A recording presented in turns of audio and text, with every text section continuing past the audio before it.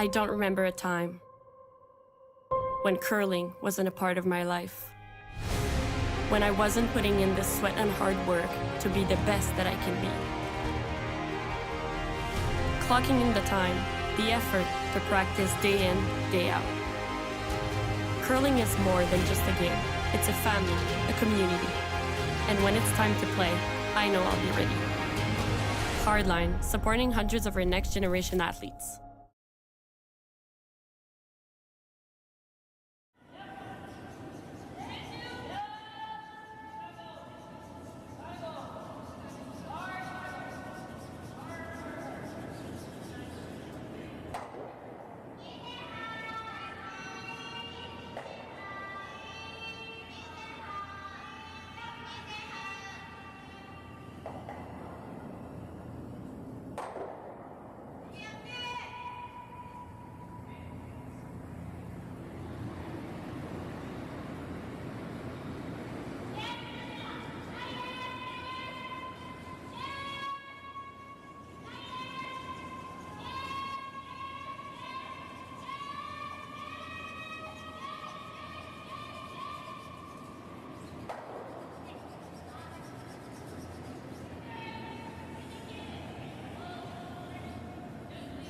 Just not the with wrong rocks. the wrong kind, yeah. Yeah, it's been with rubber.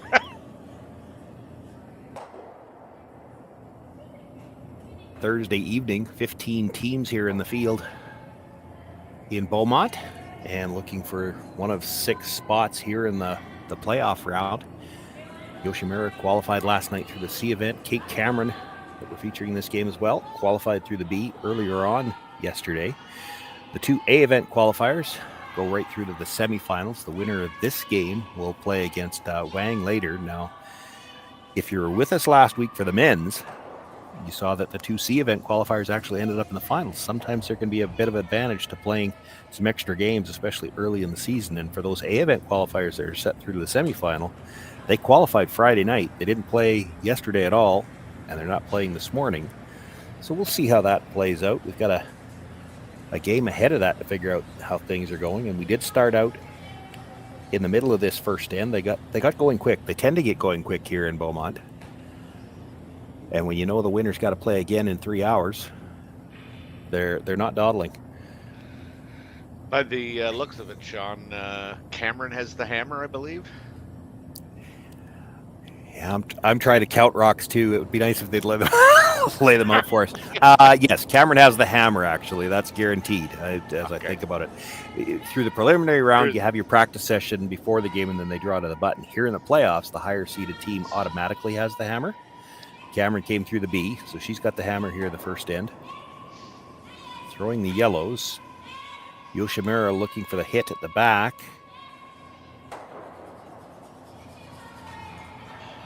And will hang on for a bite at the back 12. Yeah, it doesn't look like the other rock is in play. Or it's in play, but not in the rings. Yeah. So Cameron's been, she's no stranger to the women's elite curling. I remember watching her when she was with, Marg Inglis? She was throwing third rocks for Marg. Okay. My first recollection of her, I actually played against her at national doubles, and it is probably before most people outside of Manitoba knew who she was. That was 2015. And I was really impressed by her then. And then she played with Michelle Englot, who I know. Michelle, Yeah, sorry, I just called her Marg. Oh my gosh. That probably will bother her less than calling her Inglis, because there's an Inglis family in Saskatchewan that she's had to play against for so many years. Yeah, I think that was the first time I watched kind of this competitive women's at that level live. They were in St. Catharines for the Scotties, and I believe that was the year that Rachel beat her in just an unbelievable final. Yeah, that could be my recollection of that particular event. Watching it, and I think that was the first time they went. And Kate Cameron was, that was the first time I could remember thinking it's unfortunate the way they picked the All-Stars at the Scotties, because it's all by shooting percentage. Well, Rachel plays a fairly wide open game, and your shooting percentages are going to be relatively high in that type of game because of the degree of difficulty. Michelle Englot, on the other hand, played a very aggressive style at that time, and I thought watching all week long that in that particular Scotties, Kate Cameron stood out above the rest of the field. She just had a fantastic week. She was probably the best player in the event, and she didn't get the All-Star nod because her percentage wasn't as high, but the degree of difficulty on her shots was much higher than for a team that played it open. That, I think, was kind of her coming out party to the whole nation. I mean, everybody knew who she was after that. She had just a spectacular week. Yeah. So we're down here to just the final stone of the first end, and she's obviously looking for a blank here. Yeah, we happen to see even though we weren't on the air, we could see this developing early on in the end. It only takes one to slide into the rings. Kate Cameron was willing to play a completely open end here, and that may come back to when you see some of these top teams playing nowadays. We used to play, and my playing days are a little bit behind me, but we'd worry about who had last rock in the even end by about the sixth end of an 8-end game. They're thinking about it in the first here. So they get a blank here in the first. Now they've got hammer in the even end. That's exactly where they want to be. We've got no score through one. Kate Cameron, Sayaka Yoshimura. Cameron will have last rock again in a second. Handcrafted in Canada, Hardline's ice pad has revolutionized curling for over a decade. Engineered with top-tier precision and durability, it is backed by an unmatched 10-year warranty. Designed for curlers at all levels to sweep effortlessly with maximum efficiency, it is trusted by the world's best curlers, including Olympic and world champions. It is quite simply the best broom in the game. Hardline. Join the revolution.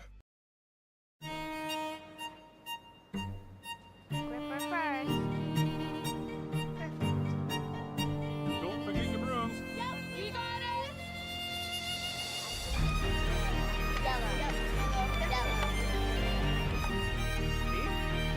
Come on. Well, what do you got? You got one, you got two, you got... Just one more throw, please. You make moments like these possible. Calling all curlers, novice to pro. Asham Curling Supply's patented rotator disc system lets you customize your slider right in the store. Velcro attachments make it easy to find the sliding platform that's right for you. Shop Asham Curling Supplies, 700 McPhillips, online at asham.com. Usually still.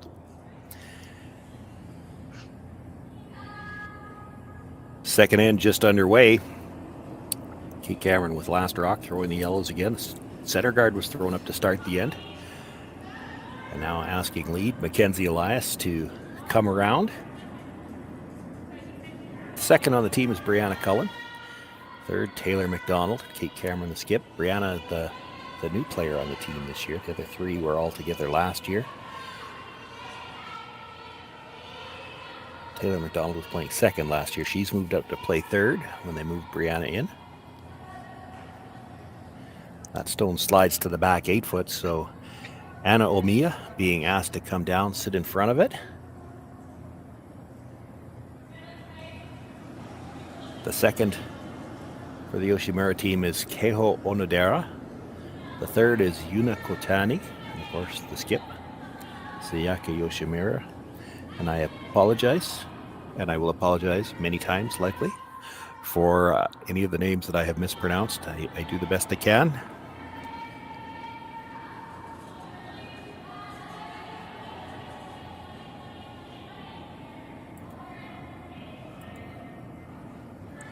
Nice draw there. It gets just to the top corner of the button. It is behind cover.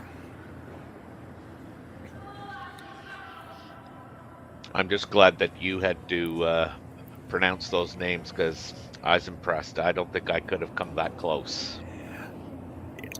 Well, I cheat a little bit, I will tell you that. And this is the third game that I've had for that team. But if you type it in, the internet's a wonderful thing, right? Yeah. Type it into Google and say, how do I pronounce this? That's right. You've got a chance. Now, it's probably not 100% accurate. If the name, and the game we're doing here today, these happen to be Japanese names, but if it doesn't matter what country, if the name is an actual word in that language, you got a pretty good chance you're going to get the right pronunciation. If it's not, if it's just a surname, then the pronunciation on screen is probably a guess anyway, because I've clicked on a few of those before, and you click on 3 different ones and you will get 3 different pronunciations. But you do the best you can. It's when we're not there in person. We are broadcasting remotely here, so I don't have the chance to talk to the players and ask them, which I've had to do at Saskatchewan provincials with players that I should know. So if you can't ask them directly, you've got to do the best you can.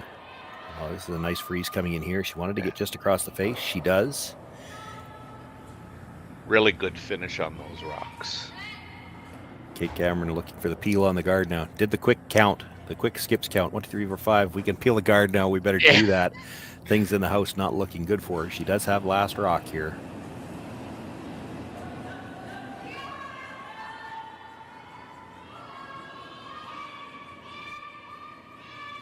And it looks like called and made. Make the peel, roll the shooter all the way out of play. Situation in the house is pretty good for Yoshimura, though, so just looking to replace the guard now. Actually, she's got shot rock, and she's got the good angle on the other red-yellow. Yes, real good. She could, in theory, guard this right through, even to her last stone. She's in a steal position right now. Kate Cameron, you have to expect, will peel a couple of guards here, wait for possibly a bit of a mistake, but if she doesn't get that bit of a mistake, well, and yeah, as soon as I say that, they're going to slide into the rings. Yeah, that's just real good finish, though, man. Oh yeah, I forgot. You haven't seen it. It's amazing, and this camera angle, and I keep, boasting about it. It gives you such a good view at home of how much curler is, probably even better than what they see on the ice, because you watch that rock. It's out there. It's out there. It's out there. You can see where it is when it crosses the hog line, and yet there it is on the center line when it stops. Yeah, like it's. All the movement here is late. If you're coming close by a guard, you're out in the open on the other side. So that helps with some of this aggressive play, because the players know that there's not a shot in the books they can't make, right? Right. You come around the guard and they can still get to it, whereas on straighter ice, that can get scary. And when they feel like the rocks and the ice will give them all the shots, they will play aggressively, and that makes it far more entertaining for us to watch. Yeah, there's not a whole lot to watch when it's up, down, straight. Yeah, because everybody's afraid to play a come around, right? That's right. If you play the come around and you can't get there, then you might leave a hit and roll in behind for the other team, and that might be the easiest way to get there. So you hate to leave them an easier shot than what they got if you just don't throw. That's right. I just love watching this finish here. I'm used to it now on this sheet, or on this particular rink, because I saw the men's last week, and I'm watching the women's all week this week. But I'll tell you what, the first few rocks you watched come down when you watched them, because they were straight hanging. Some of them would look like they're still on the corner guard, then they'd start to move, and you're watching it, it almost looked like it picked. Well, now you've seen it so many times that it's comfortable. Probably was an issue for the players the first couple of times they saw it too. We did see some over curls. We saw some teams early in the event that when they're throwing those center guards, were having a hard time holding the center. They'd over curl the center line, and that's important. We're playing the no tick zone here too, so you want to be touching that center line. That's right. Takes them a couple of games to get used to it, and then they handle it pretty well after that. And it's not even the throwers, it's the line callers and the brushers, because they slide so far at the end, and they're curling so hard, and it's real easy to you oversweep it a little bit and it curls 3 inches too far because it just doesn't stop. Yeah. It's great. It's great ice. It's just once they adjust to it, they'll make everything. But it's getting it trusted. That's right. That's why I had to back off curling. The ice got too good. I didn't have those excuses.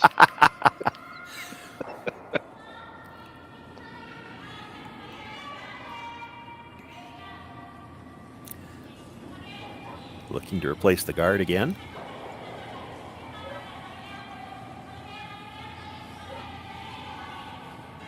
Now, this one's a little bit higher.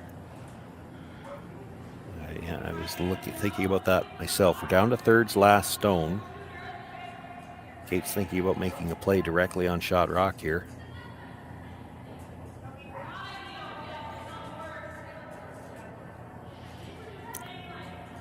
It's getting to the point in the end where she's going to have to make a play pretty soon because there's nothing good in the house for her now. She's going to make the play on shot rock now. Yoshimura has the good angle on the red yellow at the top of the forefoot, so even if you make this, she comes around, taps red onto yellow, and she's still sitting one, maybe two, depending where you roll with this, partially behind cover. And you've still only got 2 shots left to deal with it, so you can't peel the guard forever. It's higher. Taylor McDonald going to make a play directly on shot rock here. And this should really curl at the end. Yeah, from just about 5 to 10 feet outside the hog line where it starts. And looks real good. And stays in the forefoot. That's important. Now the only, I guess, problem for Cameron is that red can easily be promoted. It can. And she's got both turns to play with here. She can play the tap on the red and set that in a pocket, and she's also got the shot that she's obviously chosen to play.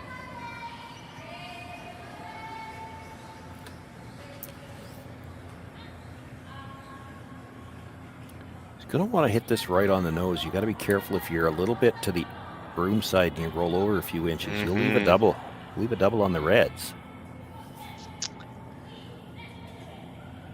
And that yellow, that's kind of, I don't know if it's first shot or second shot, that it probably spins back onto that back red one too.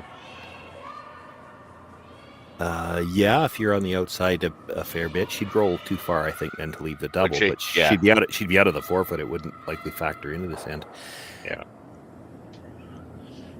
There's actually, as I'm looking at it, because of the late finish, and you just saw it on the last attempt, she could get to the inside of that yellow, roll over into the side of her red just a couple of inches, and angle it a little better. This is not on the red. Yeah.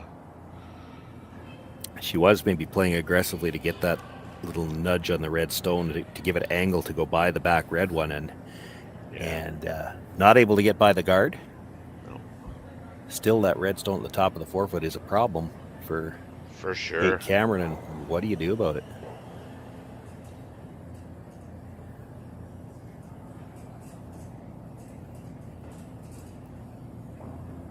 You still got to be careful, though. I mean, she tops that. She hits that red one up top. I mean, that yellow one's still coming back, I think, for the most part, on that red one in the back 8 foot. But it's hard to tell how direct. It's going to hit it. Yeah, I think now it's looking at do I want to kind of really gamble here and make a big score, or do I want to try and sit one by when I play my last shot and work on my second score? So it looks like what the call is here, they're going to try to get just by the red stone at the top of the forefoot, kind of sit in the pocket of the 2 yellows, which you look at the hack view camera and you're looking, well, there is no pocket between the 2 yellows because of where the red is, but it will move enough at the end. She might have to just chisel off her own stone, and that was part of the discussion as well, but if she can get a piece of their shooter underneath the red, now it's a little harder for Yoshimura to do anything with that red. She can run it, but if it touches the edge of this stone, it probably spins out of the forefoot. Mm-hmm. Plus, once you get this frozen in that pocket, it's not going anywhere. I think she's forced to play this because I think her opponent comes down and moves that yellow one, and Kate's going to really have a hard time getting to. Yeah, the only other thing I'm seeing is if you could move the red yellow somehow to break up that angle, but I don't see how you do that well. Like this is going to drastically over curl. Yeah. Yeah, really over curling. Yeah, they're kind of at a loss. They don't know what to do with that. You sweep that back to where it is, and now there's a wall behind the red. Cameron does sit too, so Yoshimura's going to have to make a play on something. If she had the chance to hold her to 1, she might be okay. She's not really okay with holding her to 2. She's going to try to find a way to cut this down. Yeah, I think she'd be very happy if she got out of this just giving up 1. Yeah, how are you doing that? She's looking at it. Yeah. You could play the hit on the yellow that she's talking about, but I saw them gesture with the brooms. You got to be careful because it's real easy to hit that stone and leave a double on the reds. Right now, if you don't throw, Kate Cameron can't get that stone at the top of the 4-foot out. But if you give her one beside it that she can come off of and kick it out sideways, well, then she can get it out. I think if they're hitting this yellow, they got to be trying to roll a little bit to the center line side. I would think so.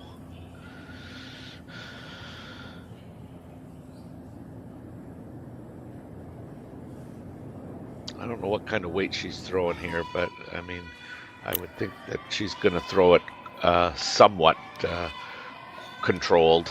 Yeah. Quiet. It's a little less ice than she had on the last one, so maybe That's just right. a hair harder than that one, but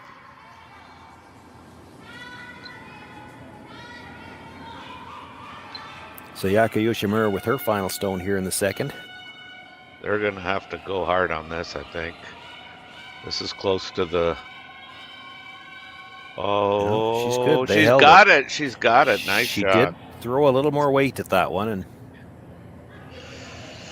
yeah, it's there for 3, I think. You think so? Yeah, she'll hit the one full 4-foot first, and then have her shooter come into the side of the other rock, and really, she only needs to move it a couple of inches. That's correct, yeah. If at all. Kate maybe thinking she's going to have to touch that other yellow stone. I don't think she does. If you get to the inside of that red that was just thrown, I don't think it touches the yellow that's biting the button. No, it doesn't. I don't think there's any way it touches that. And she's thinking probably the same thing. She might not even have to touch that other red. It's hard to tell. Because of the graphics, and I love the graphics. The yeah, I know. House looks fantastic. It's nice to have those. It attracts the younger fans, but it makes it for us a little hard to tell when you got a rock that's on the dinosaur's jaw there. That's just right. Exactly how much of the 4-foot it has. Kate might already be sitting third, and if that's the case, she just needs to clear the yellow with this stone, and it would be a shot for 3. Yeah, because like you say with the graphics, it's hard to even tell if she knows that, whether she'd get 2.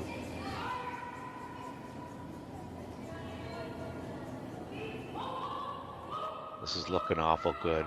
Yeah, they held the line enough to make sure they weren't going to crash the first red one. Oh, yeah, it looks like 2. She's got 2 for sure.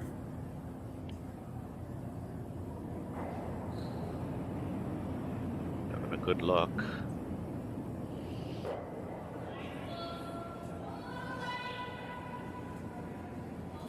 Oh, we're going to have a... Well, I thought 2 for sure. Yeah, no, it looks like they're measuring for 2. Yeah. It's that same issue though for them that it is for us with that. It's with the multiple colors running through the 4-foot. It's hard to get a good visual judge of just how far in they are.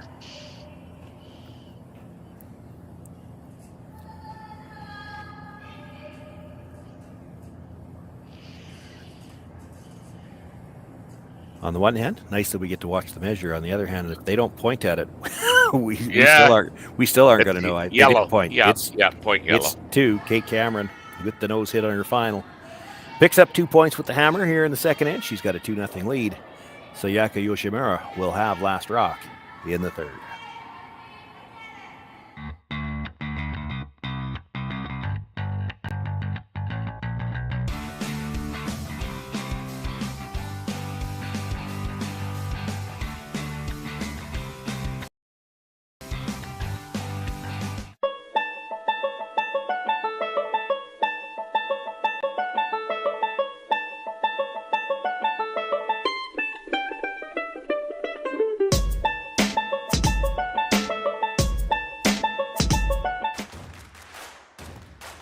Imagine being able to stream every curling game from every sheet from any event, be it your Wednesday league game, bonspiel, or corporate event. Curling Stadium offers an all-inclusive streaming solution featuring high-quality cameras, ease of use, great reliability, and minimal installation. Offering your sponsors customizable ad space on your streamed curling games and being able to sell video packages to your corporate events for increased revenue. With Curling Stadium, you can stream to any device, be it your mobile phone, tablet, or computer. Push the feed to your desired platform, be it Facebook, YouTube, or any other social media. Curling Stadium is simply the way forward. Where it's commonplace in other sports to televise every game, we want to do the same. Curling is a global sport, and it's time it gets the coverage it needs. Make your curling club the next Curling Stadium. I don't care what the stats say. Well, the stats say right now that Kate Cameron's up by 2 as we begin play here in the third end. Yeah, that was a well played end for Team Cameron. First stone of this third end brought into the top of the 8-foot. Yoshimura asking for the corner guard from Anna Omiya. So hopefully this means game on.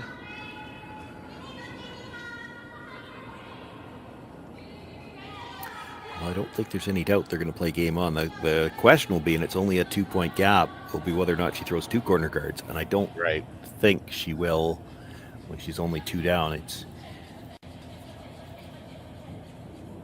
you play that aggressively here in the third end and it turns into a steal, and now you're in trouble. Yeah. And that's a well-placed corner guard covering parts of the 8-foot.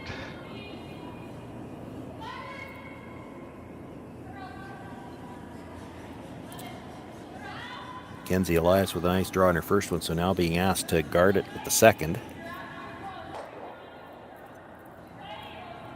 And it's all scoreboard dictated, but there's a few strategies that you'll see, scripts almost, as to how these ends start. Yeah. Kate Cameron, knowing that Yoshimura needs guards, throws the first one into the rings. Corner guard goes up. If it was a more lopsided game, if it was a 4-point lead or something like that, she would know that Yoshimura was going to throw the second guard. She would have called for the second one right into the rings. She played the guard here. It overcurled. It's not a threat for Yoshimura at this point in time, so they're going to try to use their corner guard.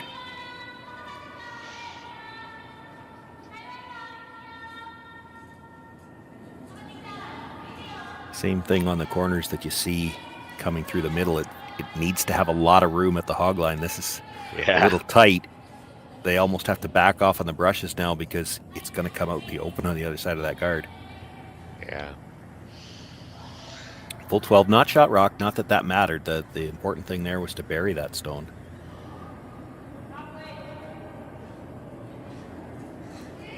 Yeah, she's almost right out to the 12-foot. Yeah. And actually where it ended up, it's a pretty good spot for Yoshimura because she's left it staggered on the front guard and it's high enough in the rings on this ice. She could come around that again in front of the tee line if she gets the opportunity. And you get 2 rocks around your own corner, then there's a chance for 3. Yeah. So. This is much better line.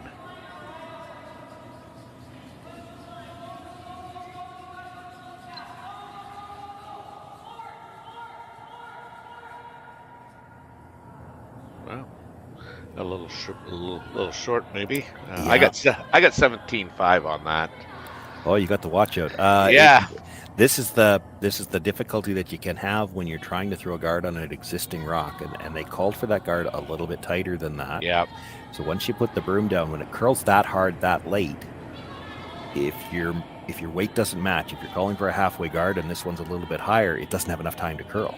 So Yeah. it didn't get to the line that they needed. If you're playing on ice where the rocks curl a little bit more gradually all the way down, a lot of times it's just an area play, right? You put the broom down and it curls gradually all the way down, and they pretty much all end up in the same place. When the movement is so big so late, if you've called for a tight guard and you put the broom down for a tight guard, that's where it has to be, or it won't have curled far enough. That's right. I thought they might look at playing the port here. It looks to me like it's there, but they're going to play the short run. The guard is still oh no, they are playing the port. Ooh, it didn't miss that. Okay, good. I thought they were playing the double. Yeah, it was probably just we don't have mics on the players, and actually the viewers at home might be able to hear the ice sounds. We don't hear them in our headsets right now, but a lot of times these players will discuss all the options. So I think it was probably just one of those things where they gestured that this is a possibility, but they were playing. It looked like they were playing the port all the way. Mm-hmm.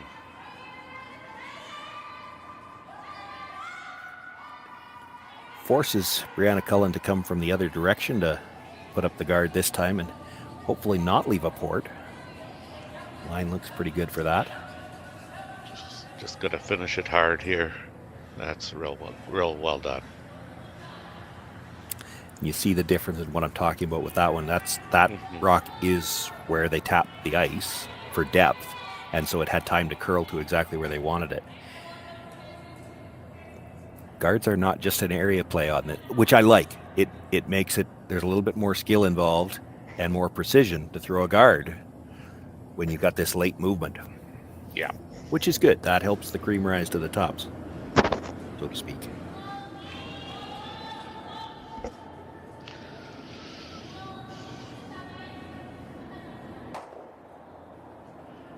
Looking to run it onto the stone in the rings, goes just past it. The shooter will roll. Still in play, but not really covering any portion of the rings. And I think Yoshimura's got to be pleased that shot stone that is being guarded here, it's in the 8 foot. It's, she's still got lots of room. She does. I'm just kind of eyeing it up as, the skip's brain in me trying to figure out when you make the other move. That's right. Cameron's going to throw one more guard. We're on third's first stone here. You may see Yoshimura try one more peel. But if you throw another guard after this one, I think she's coming right around everything. Yeah.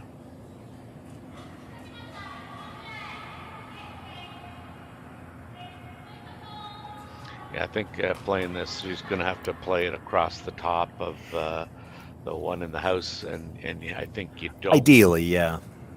You make the double across the top, and you roll your shooter off the center line. Yuna Kotani.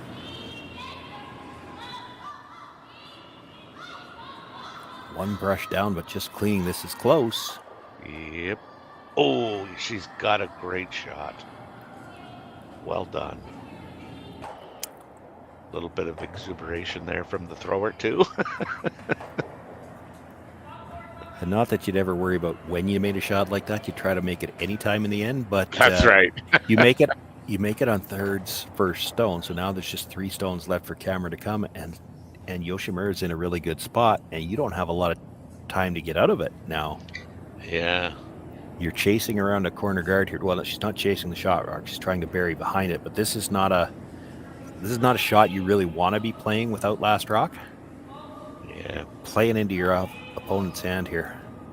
And she doesn't have a choice. And it looks like it's got some good line and good weight.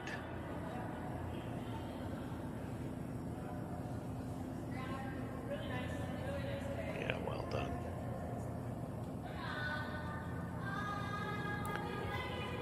Does slide just behind the tee line. I don't know how she could have done much better with it. There's still a shot there available for Yoshimura. They're looking to play it with enough weight to pass that through the 12-foot sit too.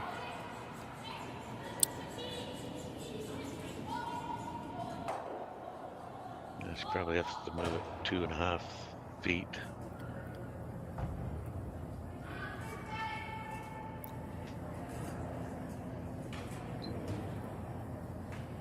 Just trying to convince herself where the broom has to be. She knows, you saw her gesture, this is where we'd need it if we were playing cold draw. How much less do I have to take with that 4 feet extra weight?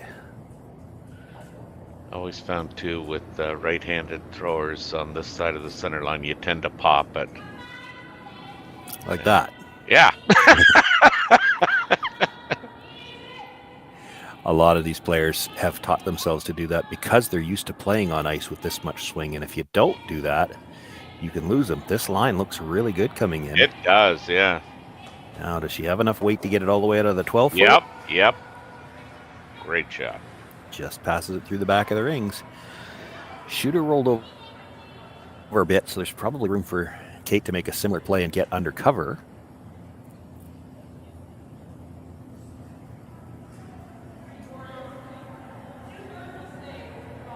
Looks like with that broom placement, she's thinking about playing a little bit more weight, although Kate's got a very pronounced pop on her outturn in it, and she knows it, so she ices for it.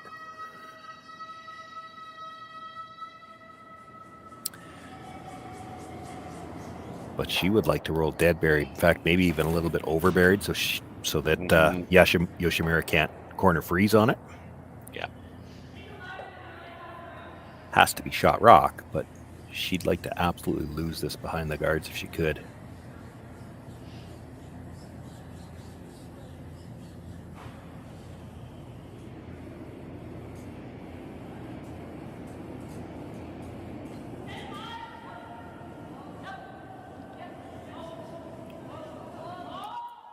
This might have a little bit more weight than she anticipated.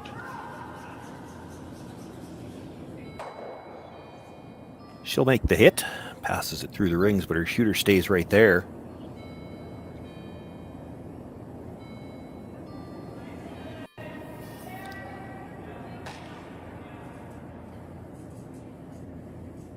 That's interesting. You saw, I was just going to discuss it because that's what we do. We get to talk about it.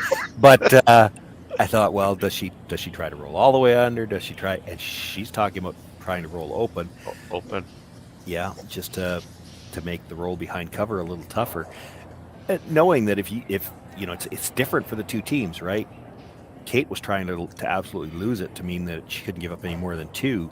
Mm-hmm. You could do that here with Yoshimura. You could do the same thing. Try to roll fully into the edge of the 12 foot. It's completely behind cover. She wouldn't be able to hit anything. But if she makes the draw, maybe she gets herself out of jail.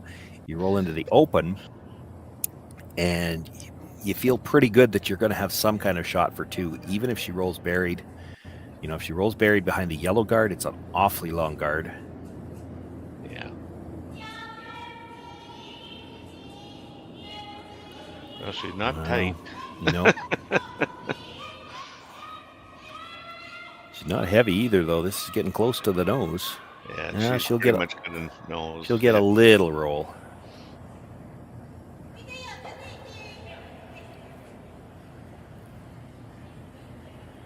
I still think for Kate, her best bet is to try to roll behind the wall of guards, the red ones. Yes. And she's got a lot of room to roll too. She does, and she can get the force that way. You don't certainly expect to get the steal. If you might be watching at home thinking, well, wouldn't she roll into the 4 foot behind her own guard? If her own guard was tighter to the rings, she might. Mm-hmm. But on this ice, with the amount of curl there is, even with the weight like what we just saw, if you rolled behind a guard that tight, or that high, pardon me, Yoshimura could probably come tight by the guard and pick up her deuce. This has got a curl if she wants to get the roll. And that's why they're sweeping from the other side. This is close. Starting to try. Got a little bit of roll, but still in the open. So Yoshimura will have a chance to hit for 2 here in this third end, and we could be all tied up again. Starting from scratch. 3 ends have decided absolutely nothing. Now you're getting ahead of yourself.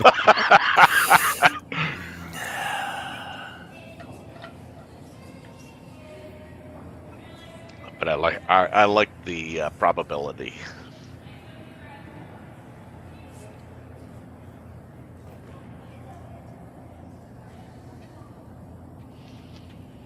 Little slap on the hand before we throw. This is my third game watching them, and they always do that. And every time the way it's and that's fine, have your ritual. But every time the way they do it, it looks like, oh, I forgot to do this because it's late. It's late. It's after she stood up and she's looked down, but it's that way every time. So I don't think that's what it is. Yeah, this looks pretty good. Yep. Good call, Shawn. Good call. Yoshimura with the hit. She picks up the deuce. We're all tied up after 3 ends of play. Kate Cameron, Sayaka Yoshimura, quarterfinals from the Hack2House Alberta Curling Series Women's Major.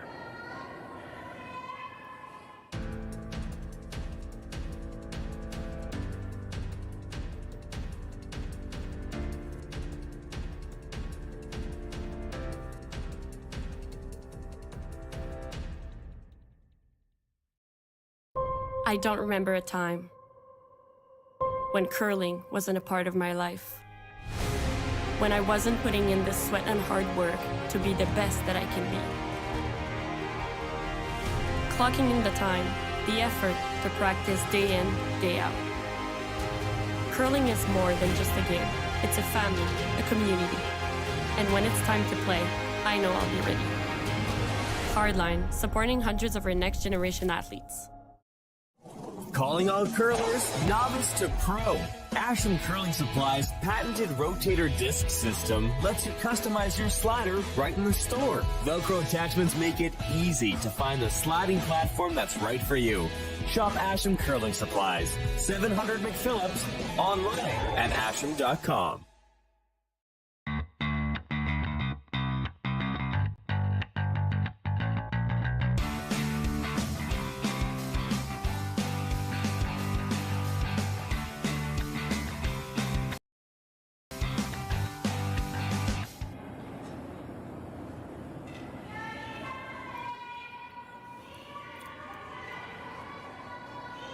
All tied up here as we begin the 4th end. Tight game in this quarterfinal, and this is how you expect it to be once you get down to Sunday. All of these teams playing well. They've all managed to qualify.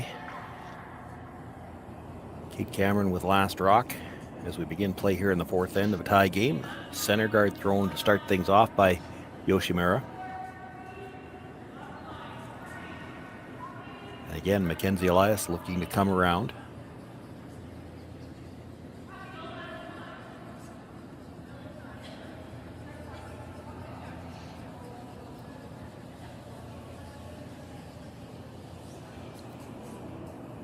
She'll bring that around the guard. Bites the 8-foot, dead behind cover.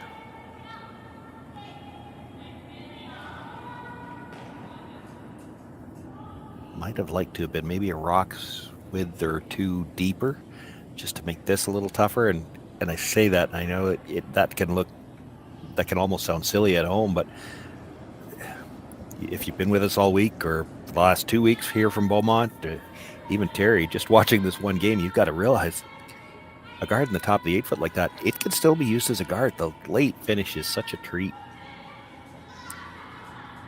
Like, I've seen rocks in the last 2 weeks where you're coming by a stone like that, you're still in front of the tee line buried.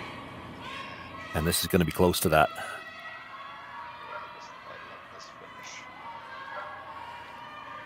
Just didn't have quite the legs to get to the button, so it stays 3/4 out in the open.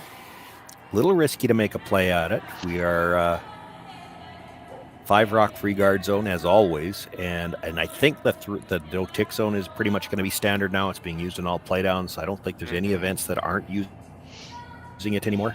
You might not be using it in your club play, but so it makes it a little trickier to go after a stone like this. You have to be careful. Terry, I'm sure you've done it too. Without the no tick zone, a lot of times you'll play a shot like this and you tight ice it a little bit, and you think, well, as long as we hit something. Well, you can't do that now, because if you happen to hit the guard, it goes back, your shooter is removed, it's like an absolute miss. Yeah, it's like putting a rock in the back of a hack there. Should be by the front one, but I don't know if they're by their own stone. Real close. Just touches it. Enough to push it out in the open. Now it's their own stone and it was in the rings, but there's a good example of what I was just talking about. If that's the guard as you come by it, she only moved that a few inches. But if that was your opponent's guard, you moved it that far, it would go back. So it makes those shots a little riskier to attempt. Yeah, and I think you've seen through the evolution of the curling here. I mean, at one point, you just guard that, and now everybody's just so precise of where they want that guard, whether you want it real tight, whether you want it halfway, whether you want to cover one side versus the other. So I think over the last I don't know what 15 years. We've really gotten to, and that comes from the coaching as well. But it comes out of, I think, also necessity to do with, and I'm going to say the equipment more than it's not the equipment they bring to the ring, it's the rock. Yes. I was involved in setting up the Players Association here in Saskatchewan. It was back in the very early 2000s, and one of the first things we were hearing from the players, we had to do more with the ice. We were playing on straight ice, and we still use the phrase straight ice. Mm-hmm. But what we know now, it's not really the ice. That's right. The rocks will curl, it's got nothing to do with the ice, and it makes perfect sense when you think about it. The ice isn't what curls, it's the rock. So if the rock will give you curl, it changes things. And back to what you were just saying about how precise they are with the guards, when the ice curls this much, I'm going to sound like a broken record, but you have to be precise with your guards, because if you don't put it at the depth you were looking at, you can't just lob them over when these rocks curl this aggressively this late. That's right. Because you won't be in the right spot. You have to. You're playing a guard to a spot now, not just an area. Like this one is just going to over curl by the looks of it. Yeah. Ooh. That's unfortunate.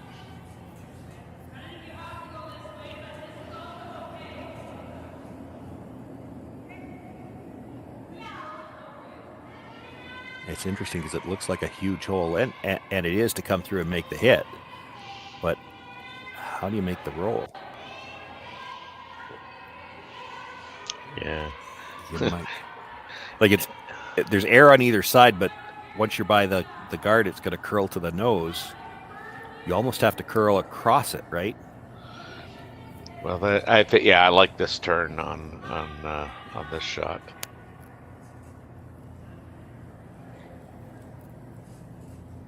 So looking to play the out turn through the hole as it comes between the two guards, it's probably going to be dead lined up to that stone, and they'll hope it curls off the nose enough to get the guard, or to get the roll behind the guard. Yeah, she popped that, got it out. Looking for curl just to get by the outside guard. Oh, she's by, yeah. You would not have thought she could have rolled past the No, guard during that turn.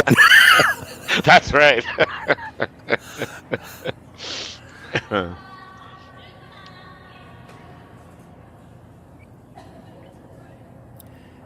Cameron sits 2. She does have last rock here at the fourth end.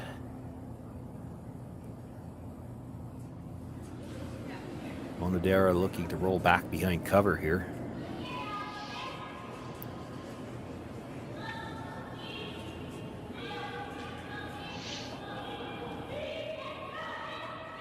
Line's close. Oh, did they lose it? It's going to roll. Good shot. Just dead behind cover. Maybe can see a sliver of it. Yeah, that would be about all. That's probably enough on this ice. She actually, to leave that rock where it was going to be tough to get at it, she almost needed to be dead behind the Yellowstone, not dead behind the guard. Yeah. Now that doesn't mean this is an easy shot, but it's a possible shot, so they're gonna take a run at it. Even if she crashes the yellow, there's a chance she just splits the yellow, rolls her shooter in behind the corner guard, and that might be an okay result for Kate Cameron here too. There's a lot of good things that can happen here.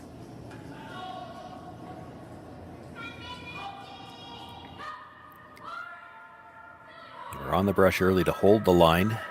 Curling now by the yellow one. Yeah, great shot. Really good. Great weight control. And enough to get it all the way out of the rings at the back. Still in play. Just where, as we like to say, it's something for somebody to trip over later on. That's right.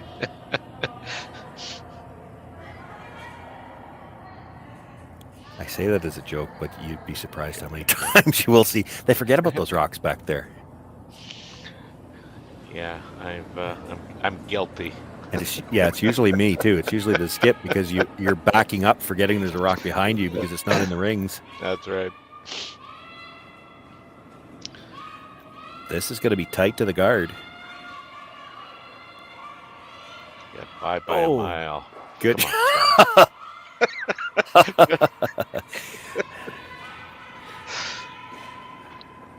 You guys are using a different system of measurement out there. Oh dear.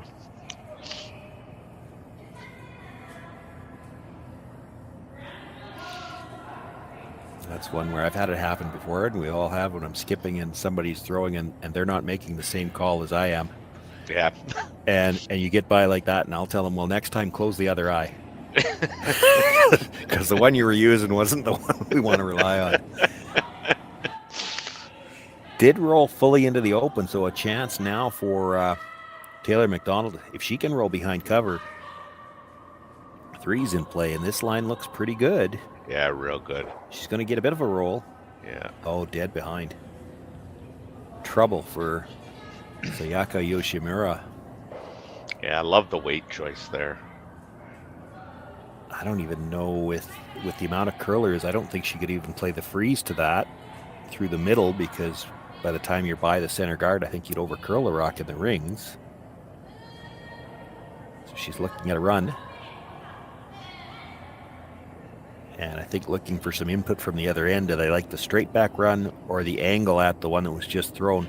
And the reason you'd look at the angle run is if you don't hit anything in the rings playing the angle run, at least the one in the middle is open on the next one. Mm-hmm. You tend to think with this one, she's, look at where the broom is, she's going to be throwing some weight at this. So she hits it far enough off the nose that she's not hitting the one behind it. She's going to roll off as well. Yeah, she called peel weight here. Yeah.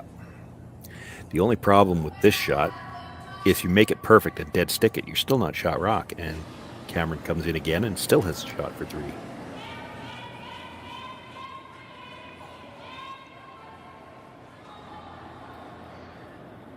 Really working to hold the line, but it's over curled, and that was the reason why you throw that kind of weight. If you've hit it far enough off the center to miss the rock in the rings, you're rolling well out of play.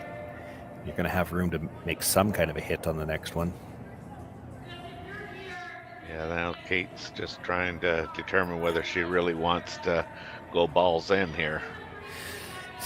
It's not even about what you can make here as much as what you can leave. And There is a double there, but it's really thin, and it's risky for Yoshimura to go after it. If you try to come around the corner guard, you can actually leave a much easier double. And potentially, I guess, a triple. So she's going to come open side and try to leave this. You can almost draw a triangle with the yellow stones, and there won't be an easy double. I mean, there's going to be doubles there. Yeah, you can't take everything away. No. And you're hoping with something like this that she's not going to try the double behind cover, because there's a risk of not getting the second rock, and she's giving up 3, and you'd like to keep her playing on the open side here. As long as she's playing something in the open, you got a shot for at least 2. Yeah, I wouldn't want to touch that. Oh, that's not bad. Touch it just enough to redirect the shooter, and it comes back to the back 12. And as we said, there's no easy doubles there. None.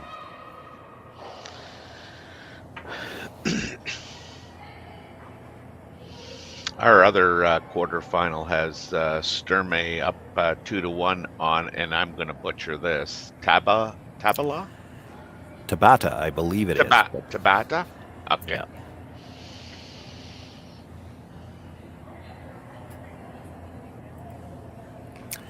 Yeah, 15 teams here began play Thursday afternoon, and a strong international contingent. I think, if I remember right, they did check initially. There were 6 international teams, and 4 of them here in the 6 qualifiers. So, yeah, and part of that is you expect it, because the teams that are going to go to the trouble of coming all the way over here to play, they're good teams. Oh, yeah, yeah. I'm wondering if, it's real early in the season over here, but I mean, would there be any kind of practice facilities over in that neck of the woods that would have ice?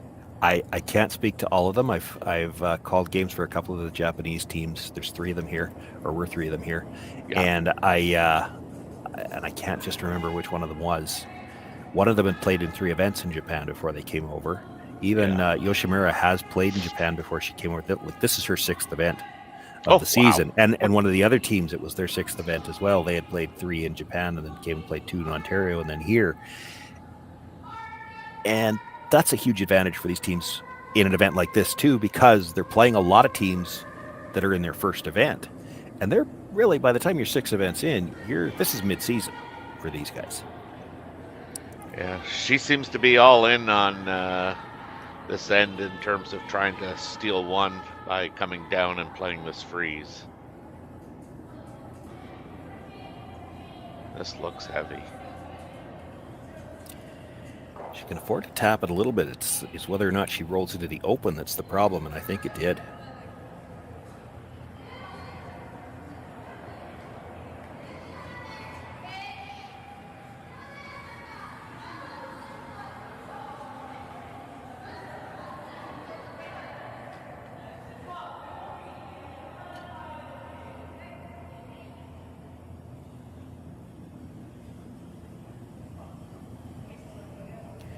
So Kate Cameron, a chance to come down, quiet wait.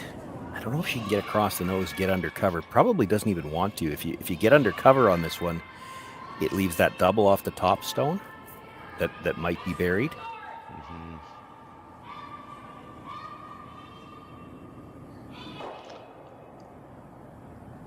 I just don't think she wants to hit half a rock and drive this back onto her own. No, true.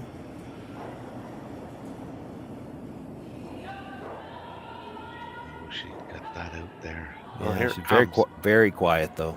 Yeah. Here it comes. This is good. This is good. Well done. What tremendous control of that weight. Yeah. Now, what do you do if you're Sayaka Yoshimura? I think it's Sunday. This might be a time for a prayer or two.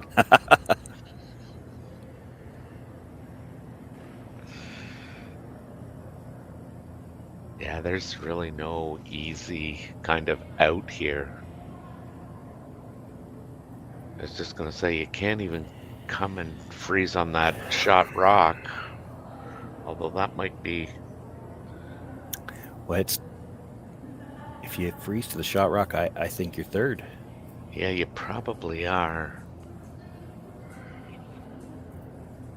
You might have a double off the shot rock, but that's still going to be giving up 3 because you're going to roll over open somewhere. Yeah. This is all kinds of risky because there's 2 yellows that they can use to tap it back. You can get at second shot rock on the in turn and try to roll under cover, but you're behind 2 yellow stones that Kate Cameron could try to run back for 4. Yeah, I definitely like being yellow here.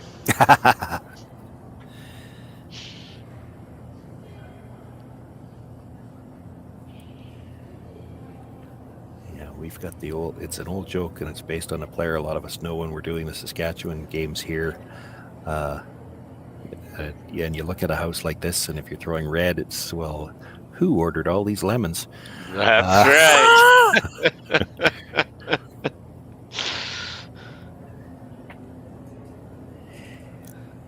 She's got a couple of choices for ways to make doubles.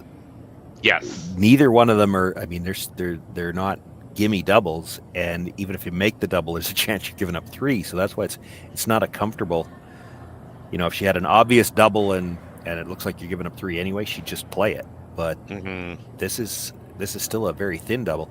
Now, there's actually a chance it might be a triple, because you're going to come into the top of that yellow and maybe it clips the one at the back of the 8 foot as well on the way by. But you almost have to flirt with not hitting the first rock at all. It's so thin. Yeah, I'm not quite sure what she's playing. It looks like she's trying to make the double. She's playing the thin double on the stone at the top, I think.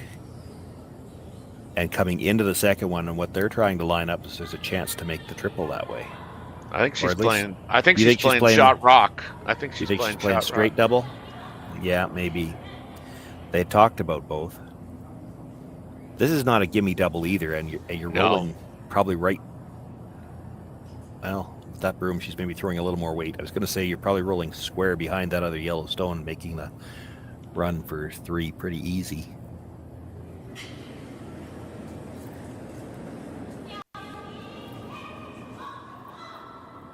So, facing 4, looking for a double just to cut the damage. I think she's got the double. Makes the hit. It's pretty solid on the second one, but it has enough to spin it all the way out the back of the rings. Shooter rolls out of play as well. Kate Cameron will have the opportunity here to simply draw any piece of the rings. Will get her 3 points. Wow, we had an open first end, and then no shortage of offense since then. That's right. That's right. And I don't think she really had much of a choice. I mean, it was make a double and, take your medicine. Yeah, the shot for the triple was so tough because she had to hit that first one so thin, and there's a risk there, right? Are you trying to hit anything that thin? What if you go by it, and then it's 5? Yeah. If you throw it to make sure that you make contact with the first one, if you hit it too thick, you go across the top of the second one. It's 4. That was the easiest double she had, and doubles aren't easy no matter what. But it was a good angle for the hit to make the double. The problem was she couldn't save the shooter. They looked at everything, couldn't find anything better. Played the double, made it. Kate Cameron follows it up with a nice draw of her own, picks up 3 points. We've got a barn burner here in the quarterfinals. It's 5-2 for Kate Cameron as we go into the 4th end break. Handcrafted in Canada, Hardline's Ice Pad has revolutionized curling for over a decade. Engineered with top-tier precision and durability, it is backed by an unmatched 10-year warranty. Designed for curlers at all levels to sweep effortlessly with maximum efficiency, it is trusted by the world's best curlers, including Olympic and world champions. It is quite simply the best broom in the game. Hardline. Join the revolution.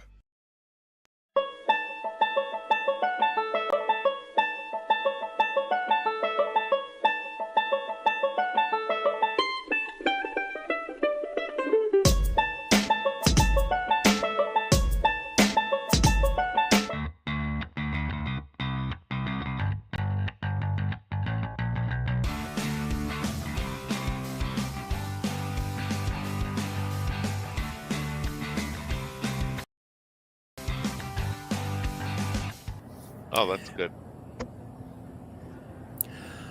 5-2 here in this quarterfinal as we're through 4 ends of play. Kate Cameron with the lead. Sayaka Yoshimura will have last rock. Still in the break. Action will resume right after this.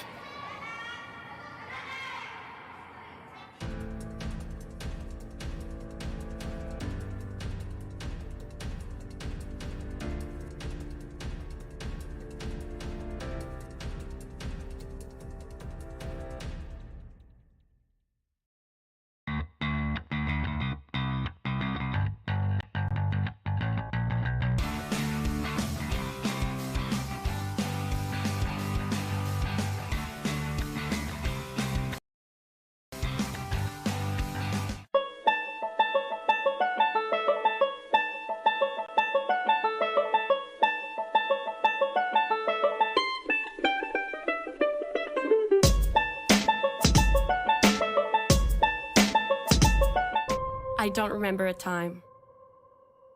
when curling wasn't a part of my life. When I wasn't putting in the sweat and hard work to be the best that I can be. Clocking in the time, the effort to practice day in, day out. Curling is more than just a game. It's a family, a community. And when it's time to play, I know I'll be ready. Hardline, supporting hundreds of our next generation athletes.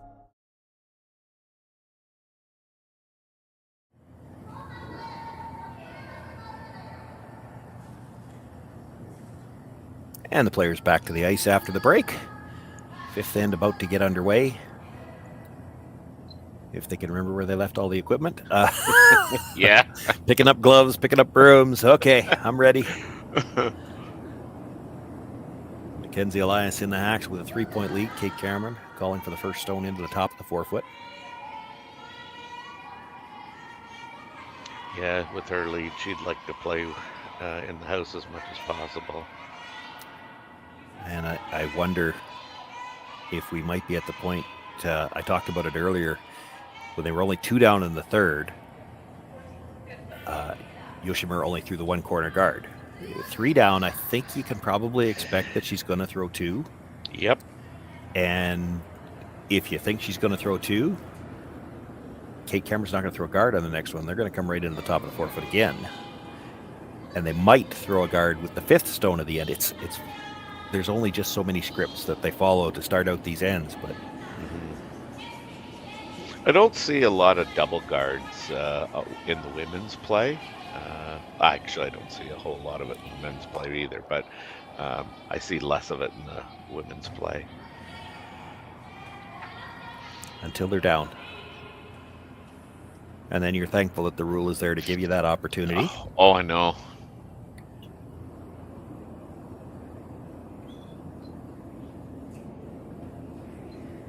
So Mackenzie Elias looking to come down again. Doesn't want to be right on top of her stone. Wants to be in the house lined up. And the reason you don't want to be right on top of it is if you freeze to your own, they nose hit it and stay frozen. So you've got to have a little separation here. Not this much separation though. This is... Yeah, I would have liked that a little tighter. Yeah, that's a guard. They did not want that. I mean, it does guard shot rock, and it helps them out a little bit because it's still a rock in the middle that Yoshimura is going to have to deal with at some point in time. But you would have liked to get that top 8-foot, maybe just bite a sliver of the 4. You know she's coming around, which is the call here. Coming around or throwing a second guard. Mm-hmm. And then you could guard. And she didn't hesitate. She was kind of pretty adamant that, we're going around this. Part of that, I think, is where the first one ended up. They ended up at a depth that not really conducive to throwing a second guard. It's tough to get separation when you needed the first one tighter if you wanted to throw 2 guards. Yeah. Chipped off. They do have 2 corner guards now, but the angle they're at will allow for a double peel. However, at this point, the rule doesn't allow for a double peel. You can't go after the guards yet. Brianna Cullen being asked to come around. This is what's made the game so interesting to watch out of the free guard zone. You have to play other shots until you can deal with the guards. So you see Kate Cameron here. She's not trying to score this in. She's got a 3-point lead. She's just trying to put rocks in the middle where she knows that Yoshimura at some point in time is going to have to deal with these stones. Yeah. 13-7. And while Yoshimura is dealing with these stones, she might have the opportunity to play after the corners, and it makes the game of cat and mouse so interesting to watch. Came a little close together there. It's given Yoshimura the possibility of dealing with all 3 of those rocks on the center line with 1 shot.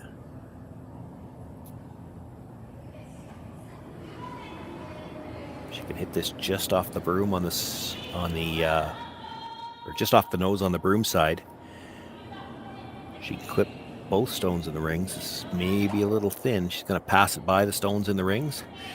Keeps her shooter for a corner on the other side, though.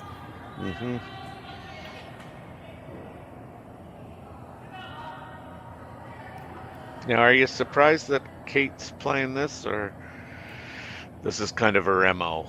Well, you're kind of, it's dictated, right? Because they're close together. It's a double and roll behind the corner. It's hard to peel all the corners. The double peel is probably coming back into it. You can peel the tight corner, but if you don't roll back to a center guard,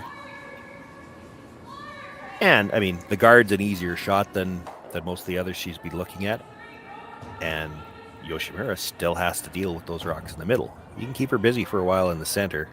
Yeah. That's a much higher guard than they would have liked, though.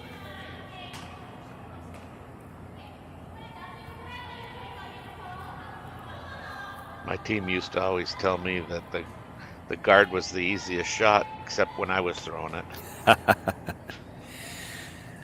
Well, and it's not as easy anymore because it's not just an area play. It's funny that one overcurled when it's so high, but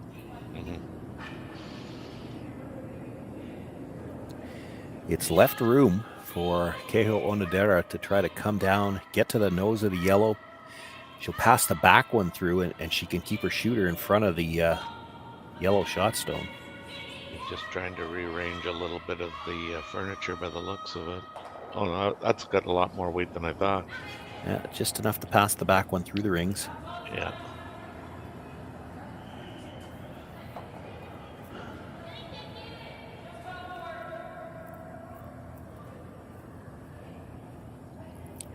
Cameron's sitting one right now.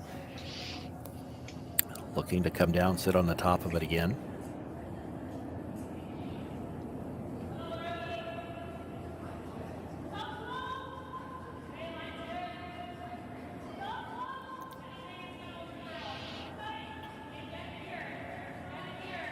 All these rocks have had really good rotation too. It's so impressive to watch.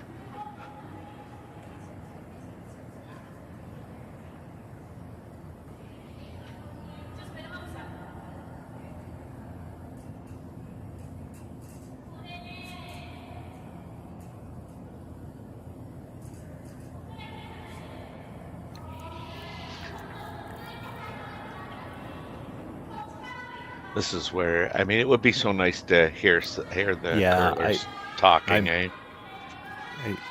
And I'm sure they are talking from the far end. This does not look makeable. This looks more makeable. Yeah. Like by the time she's by that corner guard, to hit that yellow one thin enough to get your shooter into the rings just doesn't look. And I get it. You know, this rock's a little bit overburied. Visually, this doesn't look great either, but the way the ice runs, this is possible, and I'm not sure the other one is. So looking to come down with, it's basically like a split. She's just trying to split that tight guard out of the way and roll her shooter into the rings. I like this call. Might be able to get it all the way in behind the corner guard if they're lucky. The tight corner guard on the broom side.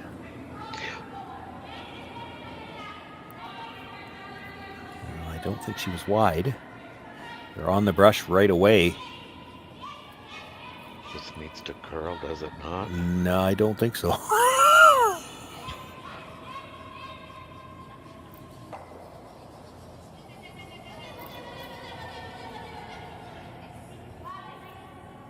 It actually probably could have used a little bit more weight. Yeah, I thought that's actually what they were playing. Was they were. Oh, they okay. were trying to chip that one and roll in. Yeah. But, Yeah. And she hit it where she needed to hit it. She just a little bit more weight, and she could have got in behind cover. Now it is third shot, and Kate has to kind of protect in the middle again. Mm-hmm. It won't be comfortable for her that they left that they have to leave that red in the rings. Where I was thinking they might have wanted more weight is they didn't tap the yellow to a particularly good spot. They've got two reds they could run in on that side, and now the yellow's kind of in the way. Yeah. And the red yellow in the house is queued up that if you had to play one of those angle run-ins at the end of the end for a pile, they're all lined up in a good direction, except they left that yellow in the way. Yeah, this okay. It might be okay. Yeah. Yeah, I don't know. She might have liked a little more of the corner because that stone is just fully open.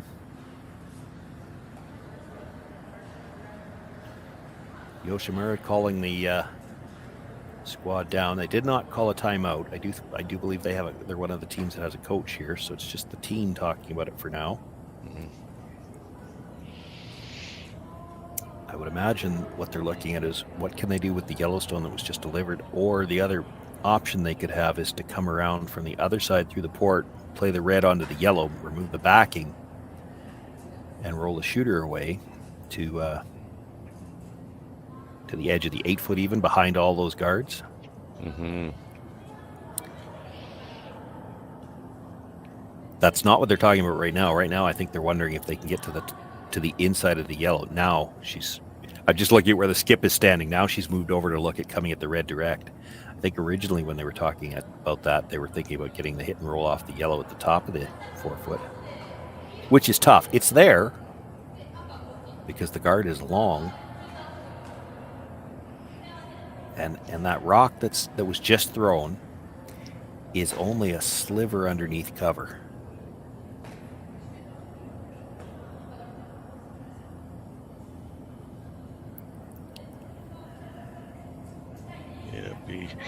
With the one gal standing right there on the center line, it's hard to see if she could even push where that red one might go. She just even played it quietly. Yeah, it's probably coming into the open likely anyway. I mean, it's a tiny port, but she's not going to be throwing a lot of weight either. She's only going to move it a few inches, you would think. That would be the scary thing to making a play on the yellow for the hit and roll, I would think, right? You could roll both reds over enough to leave room for the double. Yeah, there we've got a timeout. Yep. Now.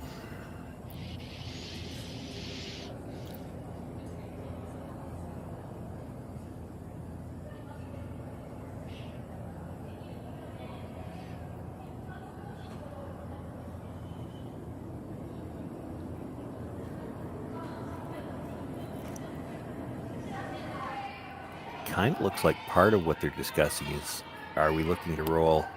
So assuming they can get to the inside of that yellow and kind of make the play without moving their own red, do we just try to roll right there or big?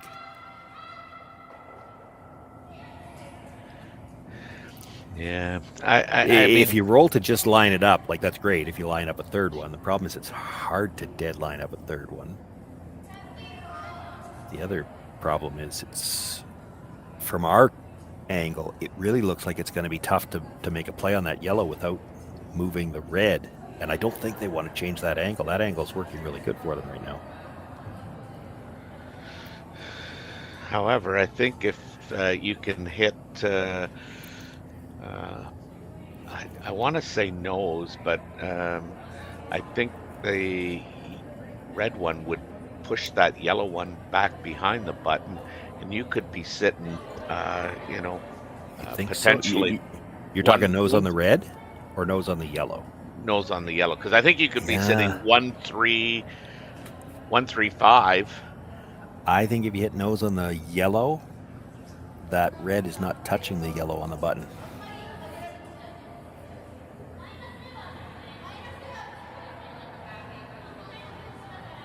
They've gone back to this is the shot I was looking at originally. Come through the port, make the direct play red onto yellow, roll your shooter in behind that wall of guards. And yes, Kate's still going to have the angle on the yellow red at the 4 foot, but she's not going to have anything angled where she can roll under cover.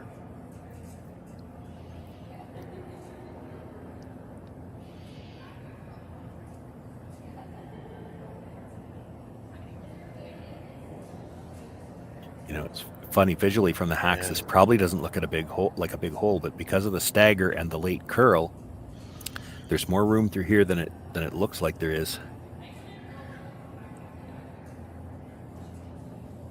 If you're close to the yellow guard, you're probably not getting by the yellow in the top of the 8 foot. Yeah, I just can't say as I'm a fan of this, but.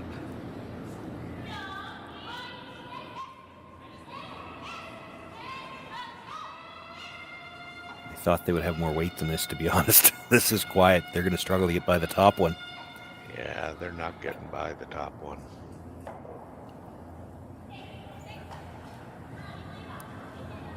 That that was really just draw weight, and you needed, if you were throwing that, you had to have hack. You're trying to kill the back one. It's still a problem for Kate Cameron. It's the red-yellow line in the house. There's not much she can do about that. So she's just going to guard the direct shot. She knows there's going to be some kind of run played eventually.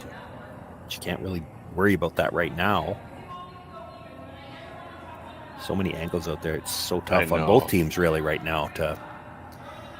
We can't guard everything.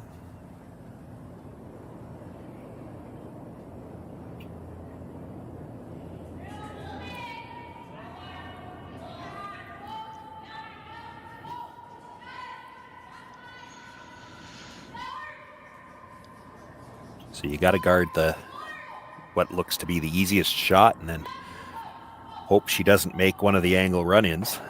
I think she's only got one angle run-in that can actually get there. I think the other one's kind of blocked. So yeah.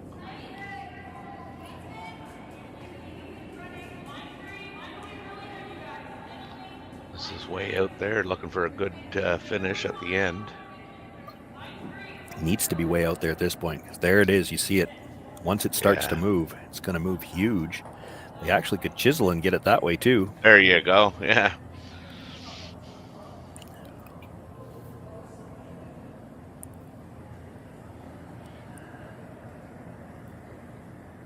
Well, the angle run-in is there, and it's even there if you hit it just right. You could double the yellows and end up sitting 3. Here's the problem: if you play it on your first shot and don't make it, you could put the steal on the board right now because you're not going to have a shot for your last one. Yeah, they're looking at it for sure.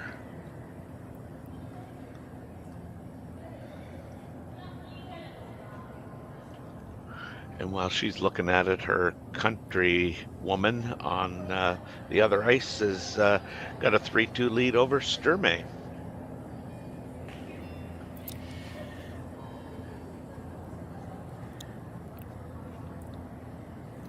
Very tough to get both yellows with this, but you can do it. If you drive this in at an angle where basically you almost want to touch and they're not set up to do it perfectly. They're not an exact even crotch. The yellow, when you come in from this angle, the yellow at the top of the 8 foot's just a little bit higher, but if you could almost touch the yellow and the red at the same time, the red comes onto the yellow on the button, you could send both yellows flying, and you could sit 3 out after this, and Kate Cameron might have to walk up there and hit the open one on the 12 foot just to make sure she doesn't give up 4.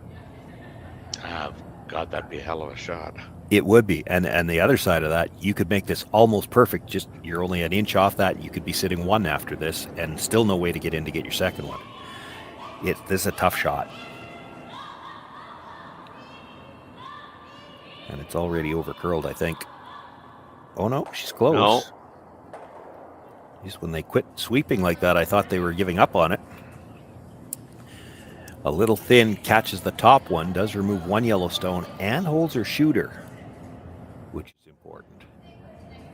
Don't know if it stayed for third, though. There is a yellow just biting at the top of the 12 as well. One more look at it, and when they came off the brush here, it kind of looked like they were giving up.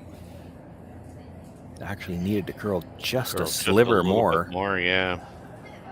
It did move the yellow back far enough that she's sitting 1.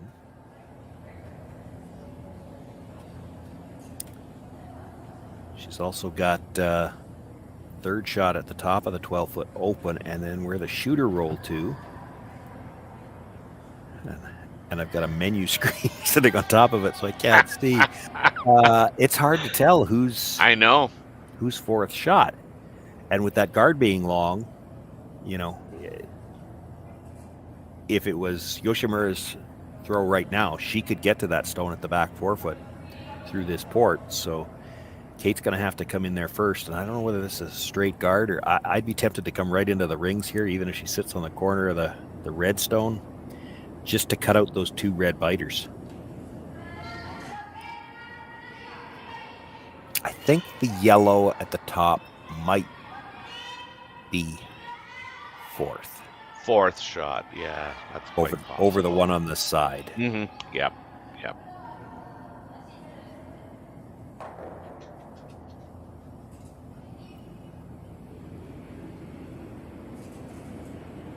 So many angles out there, though. This could get interesting. Kate Cameron needs to bring this right in, I think. This one, the sweepers are saying it's all there. Well, the movement will be late. Oh, and it's there. coming There it hard goes. now. There it Yeah. goes. She's going to come down, sit right on top of the redstone at the top of the 4-foot. Couldn't have walked it down any better. No, like it. But you see what I mean about how hard it is on the nerves to call those rocks, because for most of the way down, that's on the outside of the corner guard, and you dare not sweep until it starts to curl. But when it does, you take a look at a rock that's probably still touching those red ones when it crossed the center or the hog line. Right. It's over buried on the long guard. It's a sliver underneath the one on the other side of center. It's such a treat to watch and to play on. Like I said, the players will play fearless when they know that the rocks will give them the ability to make any shot they need to play. Well, that's because every shot is in play. Yeah. Yoshimura here, her only shot for 2 might be the double tap onto the one at the back of the 4-foot. That's what they're looking at. I don't see anything else, really. No. And this is not without some risk. That's right. Although she's likely not going to be throwing it. This is probably, well, I was going to say she's probably throwing draw weight, tap, weight, and then she put the broom down, where I think this has got to be close to hack then. Because if you throw it with just draw weight, if you ever hit the first one thin and it's red onto red and you come onto the one Kate Cameron just through, you're not going to have enough weight to move your shot rock through the 4-foot. That'll be the 4th stone that you're pushing. You don't actually have to kill the one at the back of the 4-foot. You just have to get the line to it. So you could make this as a draw weight tap. I think they've got a little bit more ice now. You have to actually move 2 rocks. That second one's got to get to the so you T-line. probably need back line to almost hack to make this, but you don't need any more than that. No, I don't think you need hack weight. You're going to be thin on one of them. This is more than hack. Yeah, this is more than I thought. She's playing it to dead jam it on the one at the very back. She's close. But it's close. She's got it. What a shot. And for good measure, she rolls it to the back of the button on last rock. Picks up her 2 points. Outstanding double angle raise. That's where all these angles were shaping up, where you were going to see somebody use one of them, and makes an outstanding shot on her final. Picks up her deuce. Closes the score to 5-4 here after 5 ends of play. It'll be Cameron with a 1-point lead in last rock when we come back.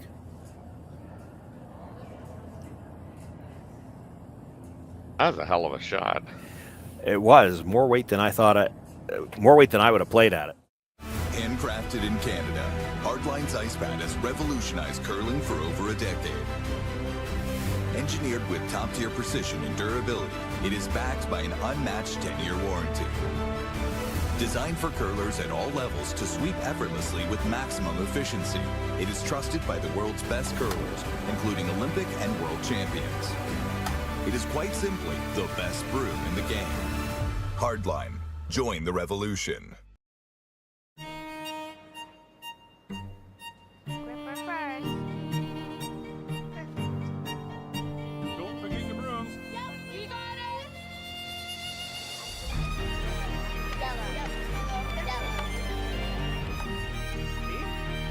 Come on up. Okay, well, what do you got? You got 1, you got 2, you got... Just one more throw, please. You make moments like these possible. Calling all curlers, novice to pro. Asham Curling Supply's patented rotator disc system lets you customize your slider right in the store. Velcro attachments make it easy to find the sliding platform that's right for you. Shop Asham Curling Supplies, 700 McPhillips, online at asham.com.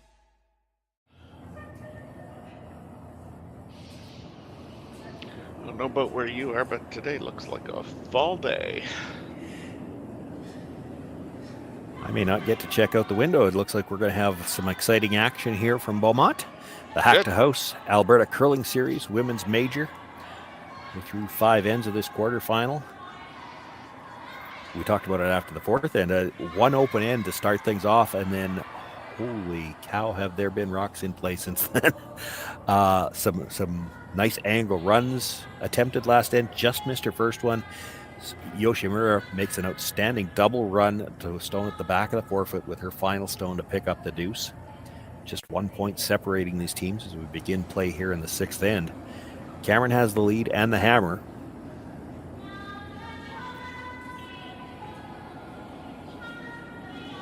And we're going to see the double centers thrown here. And with it being this late in the game, Cameron really wants to score here.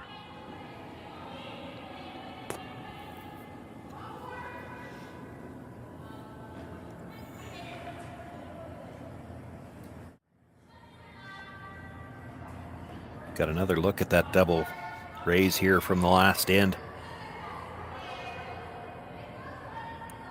Threw a little more weight than I thought she would have played. She could have played this just as a draw. There's a little bit of risk with that. She had to make sure she stayed on the outside. If she gets too much to the nose of the first one, there's a danger that she could have given up a steal. But that's how she knew how to make the angle. Hit it perfectly. Drove it dead onto the stone at the back. That's always the way it works. The last stone where it doesn't matter if you roll behind cover, she actually spins it up in behind.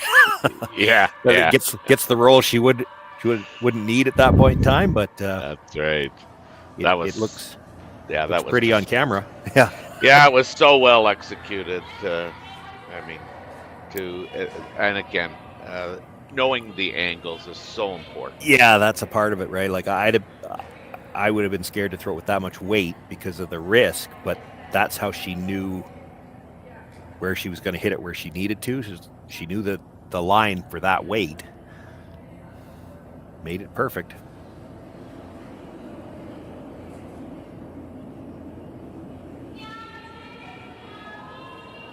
These are the kinds of ends I love to watch too, because it's all down to since the free guard zone came in and through all of the iterations, but especially in the 5 rock, there's more than one way to play now. Like you go back, and I haven't asked you how old you are, Terry. I'm 57. I started at a generation where there were no free guards, and in a lot of cases, you're still a pup. So you know what I'm talking about. Before the free guard zone, in a lot of cases, there was no choice. There was only one shot. You had to play it, and now there's choices as to how they're playing it. So when they get into an end like this, where there's already some rocks in play, it's always interesting to watch the cat and mouse. How do each team want to manipulate those rocks in the rings to try to get some angles? When will they make their move in the house? Because the timing matters. You go too early, the other team gets too many chances to bail out. That's right. You go too late, well, it's too late. It's really fun to watch how the teams approach it, because there's not just one way. We can debate all day and say, I would play this, you might play that. Neither one of them's wrong. It's what you can make and what you can leave. Bit of a miscue there. Yeah.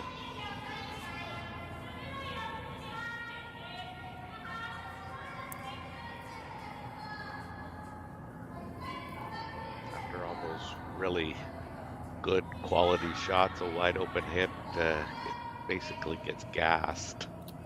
Yeah, shot rock is the Yellowstone belonging to Cameron at the back of the 8-foot, but Yoshimura ignoring it for now, trying to get one around cover in front of the tee line if they can.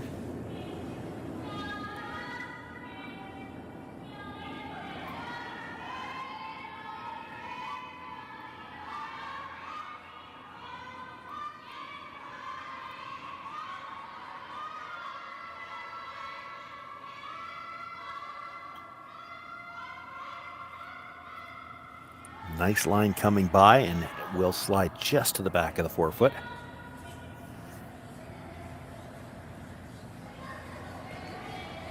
Even a shot like that, there's the difference between last rock and first rock. If you've got last rock there, you desperately want that stone in front of the tee line. Without last rock, the top priority is get it buried. And if they come to the back of the tee line, ideally it would have been in front of the tee line, but they're okay if Cameron just freezes to that. Yeah.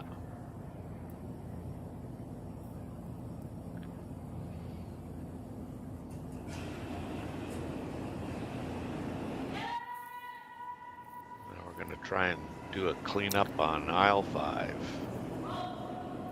She was looking to get that on enough of an angle to get a couple of reds moving. Not sure that was the one she was looking for second, but it works out.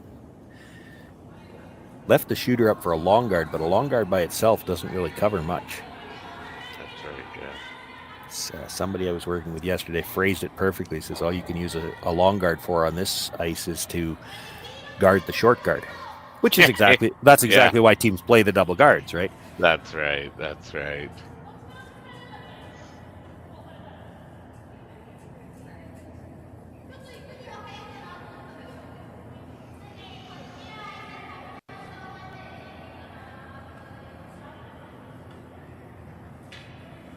And just looking ahead, I'm sure Kate's also looked at the possibility of that cross ice double there. And yeah, just the way they're angled, I think it's coming onto the back yellow if she has to play it probably is.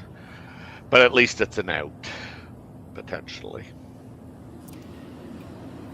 Yoshimura looked at her options as well, but they're going to look to replace the tight guard. Yeah. Try to get this under the yellow as much as they can so that the double peel's not easy, maybe not even an option. This looks like it might have a lot of weight, though.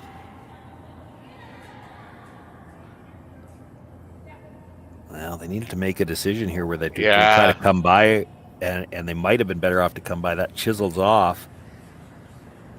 It might have stopped just in time. I don't think if she drives it by the yellow, it'll catch the red in the rings. It looks like, to me, it would. Yeah. If she misses the yellow, she's missing the red too. But boy, if that rolls another inch, she leaves her a double.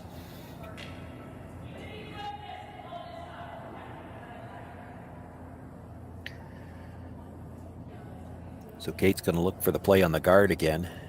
And it looks like she's trying to run it into the middle. So I'd be tempted here to run it towards that stone on the edge of the 8-foot. Make sure you roll your shooter out of the way. And if you ever stuck it on that stone on the edge of the 8-foot, you're in great shape. And I think she saw that and actually put that in as an option. This is close to that. Yeah, very close. Oh, just over the top of it.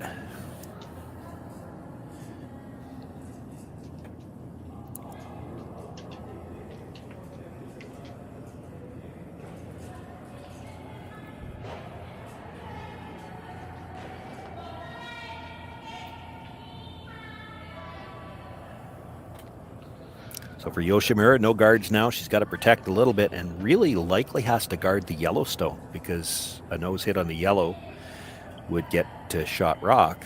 And I don't think there's a double available on the red one. And she's currently sitting 2, is she not? I thought it was just 1. I thought the yellow at the back was second shot over the red at the side. Oh yeah, that's true. I see the yellow now. There's the look from the overhead. Yeah, the yellow at the back is second over the red at the side. Yeah.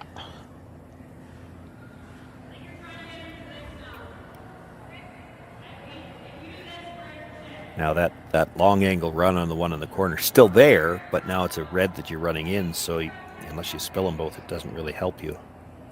I mean, it's still a peel to guard, which is probably still the call here.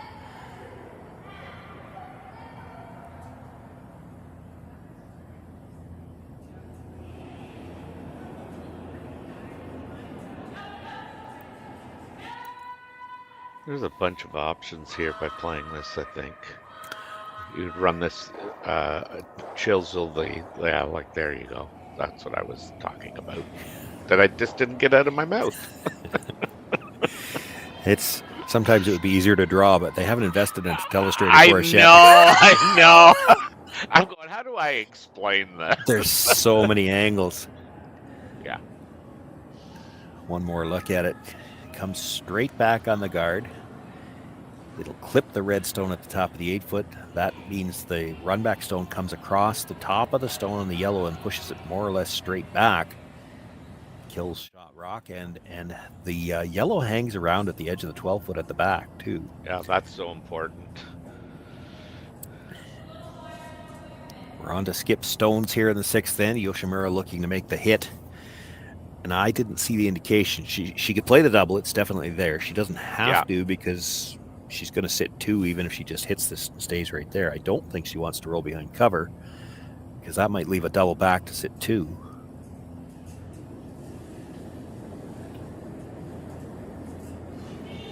And depending on where this ends up, it'll be interesting what Kate decides to do. Boy, this looks like they're thinking about rolling behind cover. Oh, no, they're just going to get the nose. That's what I had been looking at. Nose or even roll towards that. No double there now because it's going to go into the yellow for sure. Now, if you're Kate Cameron and you know you're going to get forced, why not come around the guard and get forced to 2? Well, yeah, I mean, it's now can you make a skip's deuce? Or are you just going to, make sure that you can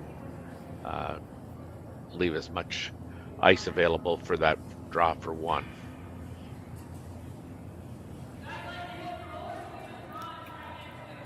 She's still looking at hitting something. I'm surprised they haven't discussed the option of the draw. I'm sure they're probably saying that guard is so high up there that no matter where we put it, it will be a relatively easy shot to sit 3 for the Japanese team. That I think now they're kind of looking at that whole philosophy of if I'm sitting, the worst I can do if I play the hit is I'll be down, and this is the absolute worst. We'll be down 2 or 1. Sorry. Yeah, I think they may have With settled the on the draw. And I like the draw because you can get this, and they even tapped it. We're going to use the dinosaur. You could put it right on the dinosaur's nostril at the top of the 8. You'd be shot rock, and there is a chance that if Yoshimura goes after it, she's got a rock she could jam it on. You don't have to be any deeper than that. You just have to be deep enough to be shot rock buried.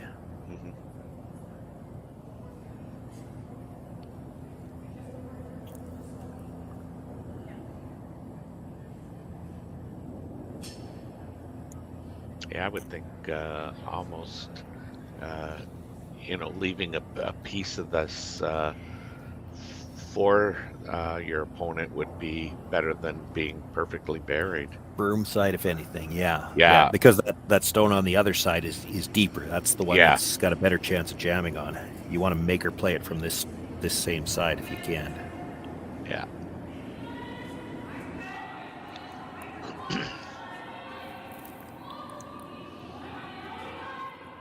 Looks like a lot of room, but it's going to curl. The bigger problem is now it's looking like it's digging in. It looked to me like a lot of weight. Yeah, it's T-line. It's definitely deeper than she needed to be. It is shot rock, and it is dead buried.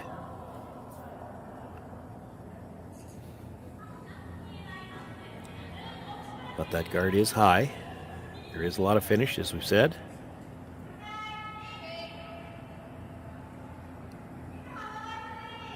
Yoshimura tapped the ice just behind the back line, so looks like she's going to try to throw just enough weight to move it. She doesn't actually need to kill it. If she gets it out of the 8 foot, she'll be sitting 3. That's right, yeah.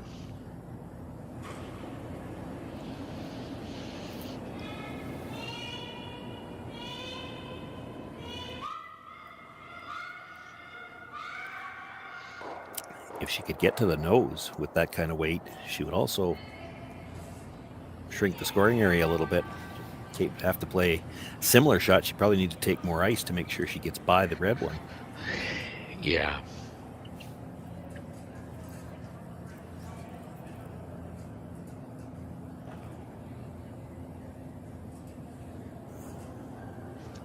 This is where the sweepers are so critical too. Not only with their sweeping, but communicating kind of the weight down to the vise.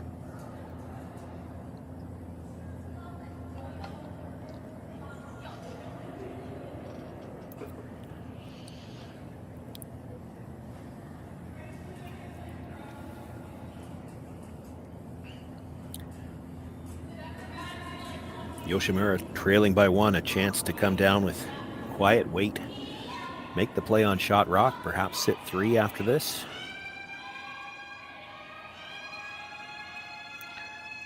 And this is looking really good. Once they're by, you'll see them either get off or look to sweep from the other side for curl. She'll get enough to pass it through. Sits 3. Good shot. Kate simply puts the broom down for the quiet hit on the one that was just thrown. She'll try to hit it on the nose, pick up her single that way. Yoshimura, that angle that she's got on the red yellow at the back, helping her quite a bit too, because there could be a triple there if it wasn't for the fact that yellow's there. It jams if you try the triple. Given the stage of the game, I'm sure Kate's going to be quite happy to get her 1 and play 8. Play 7, sorry. As good of a hitter as Kate is, if she didn't have to risk the jam at the back, she might take a run at the triple. She's as high percentage as anybody to make that shot if it's there. Yeah. She's fine. Makes the hit, rolls into the second shot stone. Kate Cameron picks up her single here in 6. She takes a 2-point lead into the 7th. Yoshimura with last rock when we come back.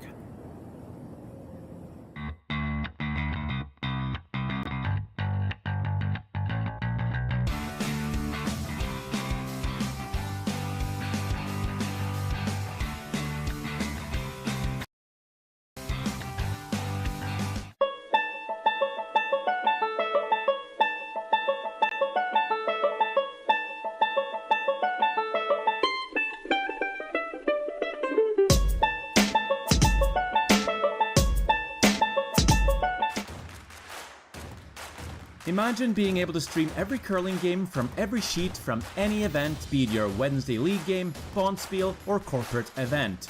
Curling Stadium offers an all-inclusive streaming solution featuring high-quality cameras, ease of use, great reliability, and minimal installation.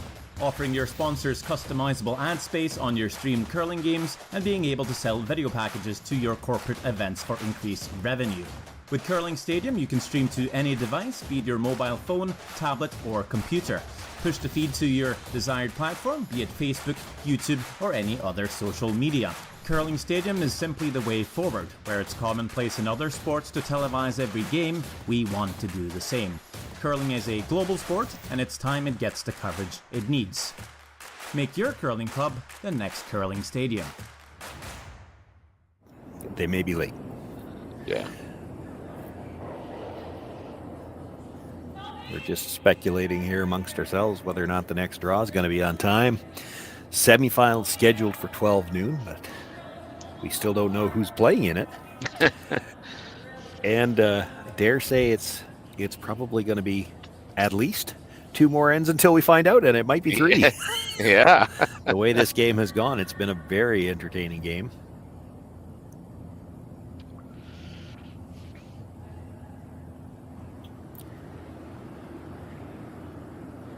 I think the only thing that could happen here where I'd be fairly confident we're not going to play an extra end is if Yoshimura scored 2 in this end. Yes. Wow, you really went out on a limb. Anything else, and I think an extra end's a possibility.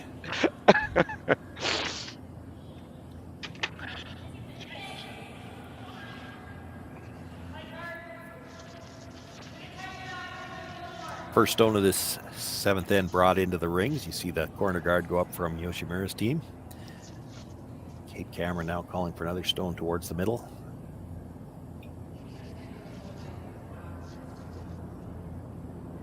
Called for it as a tight guard. I don't think they'd be disappointed if this came into the rings. Yeah, me either.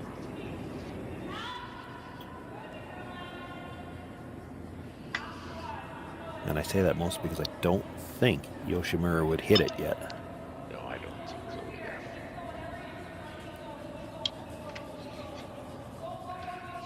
Prior to the 5-guard rule, I mean, it was always a challenge. How do you place end number 7? You know, with the score the way it is. Yeah. Yeah, I think Yoshimura probably has to play for her deuce here and maybe get a chance for 3 and get that opportunity. You could do that coming home too, but tied up coming home without, as much as it's not a great position to be in, with the 5 rock free guard zone and now the no tick zone as well, it's as close to 50-50 as it's ever been, right? So Yes. you give yourself a chance. You don't want to go so risky here that you give up a steal and then you're really in trouble coming home.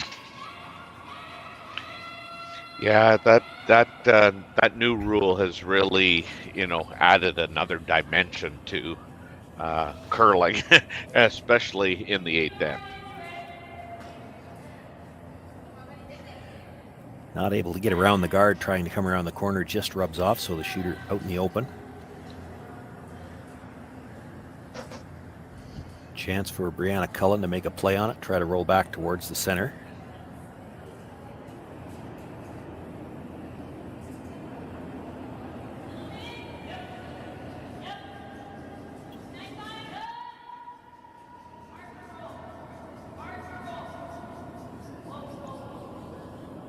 Bit of a roll here will be good too. Rolls into corner frozen on her own stone. This part of the game has never changed, free guard or not. The team without last rock wants to play the end in the middle of the house. The team with last rock would like to play it on the corners. Yeah. She's got a little work to do to get the play away from the middle right now.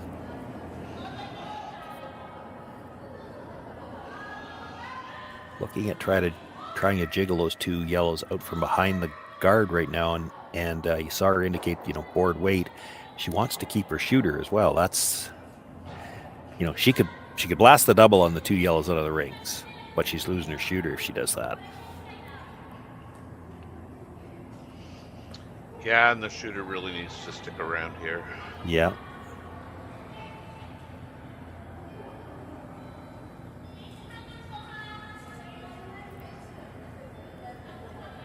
We're talking about board, but she tapped her foot there, indicating that maybe hack weight.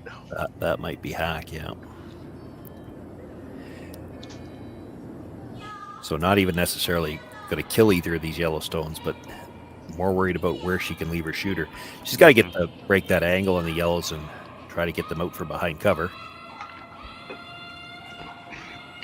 Boy, they have to be careful. This is a 6 stone. Wow. They're okay. Just touches the guard though.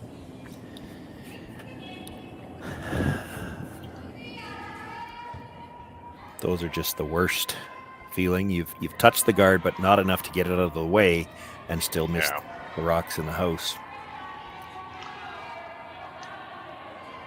Now does Kate get rid of that corner guard? Yeah. That would be. You'd sure have to think about it, wouldn't you? Mm-hmm.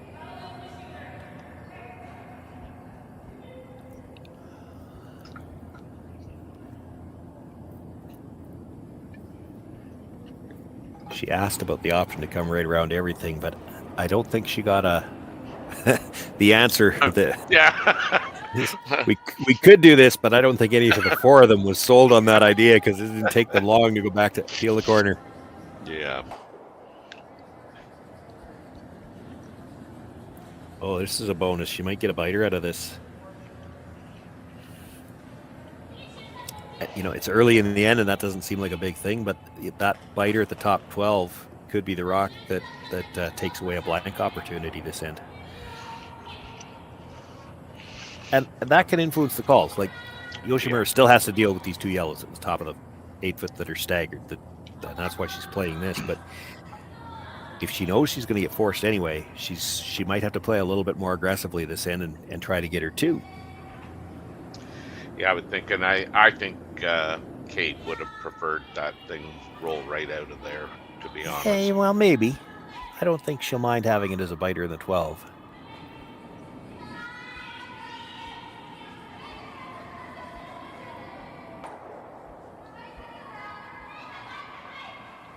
Now, can they hang the shooter around? And they do. That was so important to keep that shooter in play. But It's it looks fourth, though, looks like Kate's, yeah, 1, 2, 3. so she doesn't actually have to play it.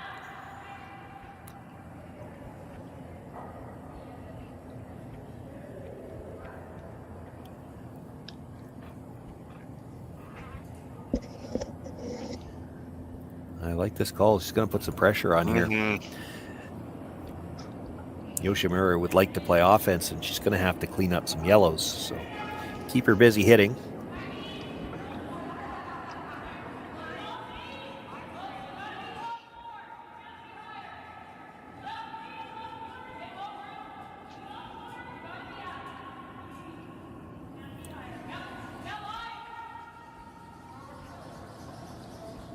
This is almost too tight by the guard. They can't really go, or it'll come out in the open. Yeah. Just bites a sliver of the forefoot. Probably ended up in a good enough spot that you couldn't hit and roll off the back one behind cover. Yeah, that'd be a tough shot, man. She could come off the one lone yellow rock on the other side of the sheet, play the hit and roll into shot rock. Yep. But now the position of that Yellowstone that was just delivered, it might be available for a short run back. So they're going to make a play on the stone that was just delivered first by the looks of it.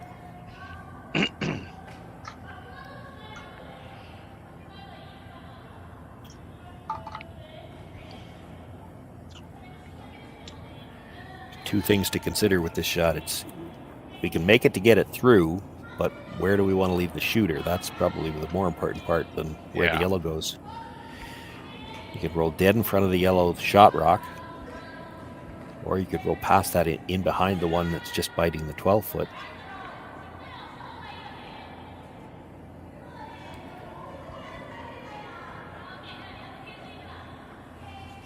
Looks like she wants to play this with quiet weight too, and maybe just set up a wall of yellows at the back. Yeah, she's called for back line, so.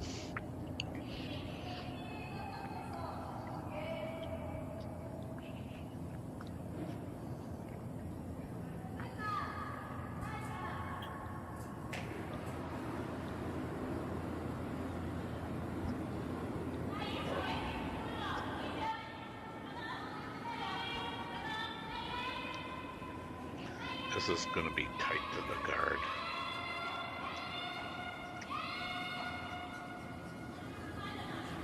I think it's going to be that tight to the guard where you hear it chink off of it. Actually came across and touched that yellow at the top of the 12-foot a little further into the rings. Yep. I think both teams were pretty sure it was fourth already. It looked like it was to me. Mm-hmm. Move the center guard a little bit, though. So now you could actually make the double in the roll behind cover. Kate Cameron knows that. How do we want to address it?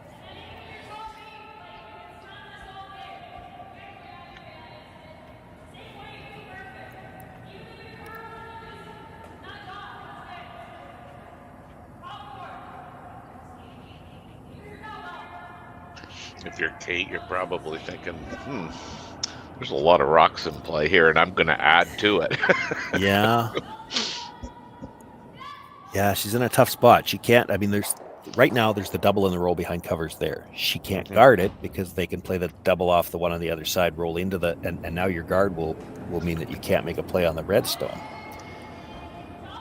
This is a little scary too, though, because it would be really easy to leave a triple playing this draw.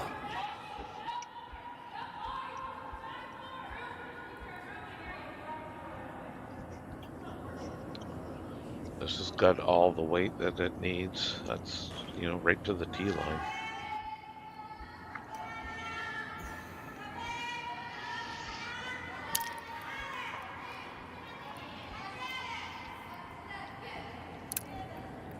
Yeah, I'm not sure that it didn't leave the triple in the roll. Certainly you could touch all three and get the roll. You might just dead jam one of them, but it would be out in the open.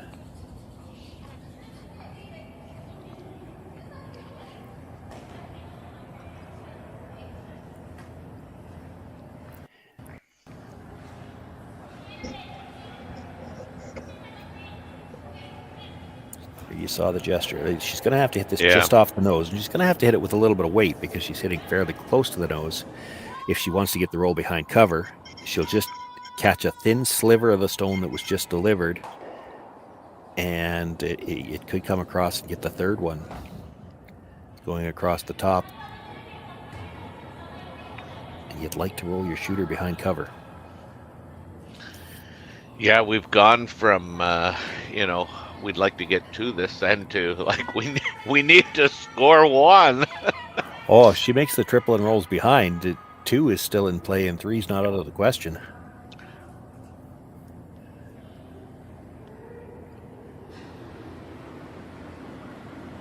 So this is the 3rd last rock. Needs to be really close to the nose. I think It's on the guard. Oh, wow. Look what I found. Yeah. Yeah. Rubbed the guard, hit another stone, came back, ends up killing the second shot stone. Now, do you have to play it if you're Kate? The instinct is you just go to hit that stone because it's open, but what could she do with it? Like if she can't make the double on the yellows anymore, it's coming into the red. But if it's second shot, I think she's got to kill it. Okay. Why? Don't ask me those. Well, I'm just saying. Yeah, well, I mean, yeah. I think she has to kill it because what's left for the Japanese gal is the, kind of the freeze, and you just don't want to leave that rock in play as being second shot. At least I don't think that would be where I would go. I wouldn't mind hitting and spilling right out.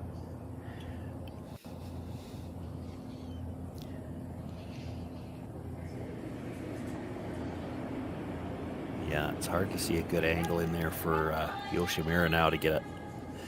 She's got to make some yellows go away. She's only got 2 shots left, and how do you do that and get behind cover now? Yeah. And she's almost got this nosed. Yeah, she knows.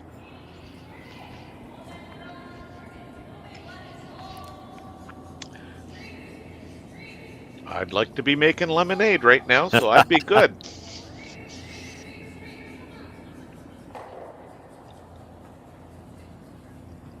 Yeah, it's tough with this late in the end. I mean, yeah, you could try to play just a tap on that yellow and leave a wall. The problem is you'd still only be 5th shot and not enough time to get rid of all the yellows. Any kind of hit, your shooter's going to be open. Yeah.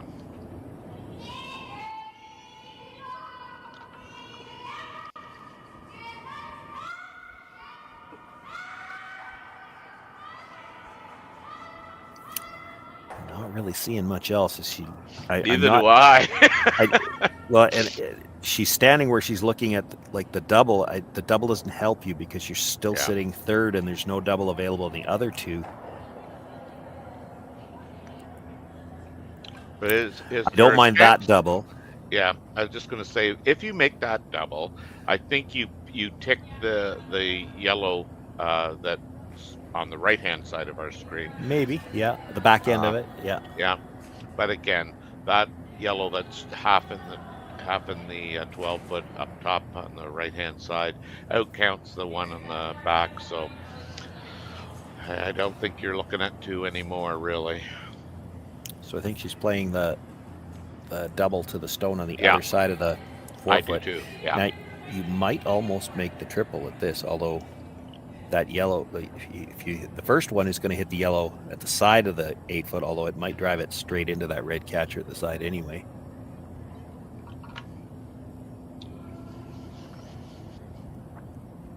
Doesn't really matter what happens with those. The most important thing here is to give yourself an open shot for the last one. Yeah. Yeah, this end just hasn't worked out for the Japanese team. No, they were just not able to get an angle.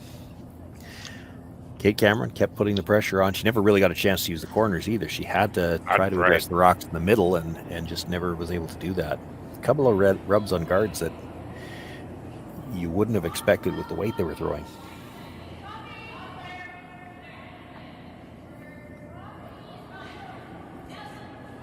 So this is her first shot. It's humming. This looks pretty close to that double that we talked about, Shawn. Comes across now. Can she spin up behind the cover? She got this. 4 of them moving. Look at this. Wow.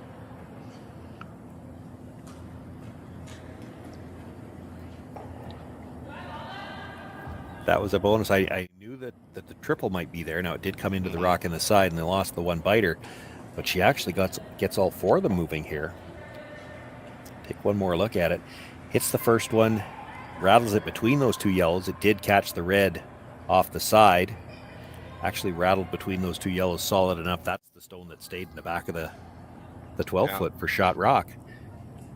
I guess Kate's options are draw and sit 2 or just run this through and she'll still sit 2. Yeah, doesn't need to stay here. That looks like tight ice, but keep in mind, Kate's got that little motion on her out turn, so she'll take a little bit of negative ice when she's trying to play this hit. Yeah. Oh, it might not have. She's got it. Yeah, she's good. Fine, Makes the hit. The shooter rolls out. She sits 2.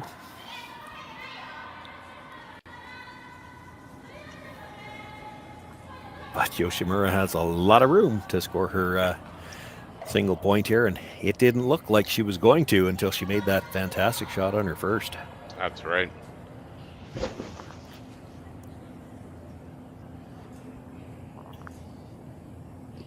And Team Cameron, you know, they've got to be really happy with, you know, what they've left the Japanese team here for her last shot. Oh, absolutely. If you'd asked them before the end started, could we be 1-up with last rock coming home? They're pretty happy with that. Yes. It looked like they might have had a chance for a steal. I mean, if she doesn't make at least the triple there, maybe they're throwing a guard and trying to steal with the last one. Yeah. So.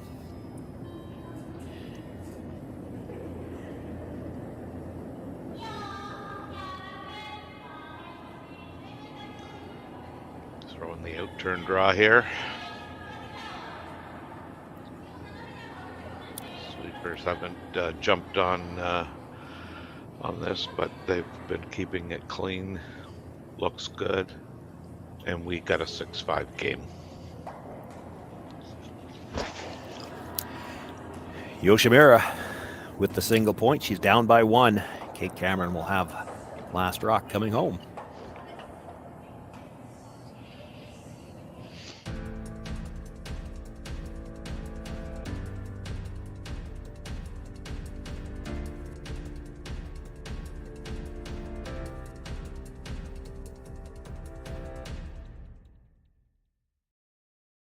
I don't remember a time when curling wasn't a part of my life.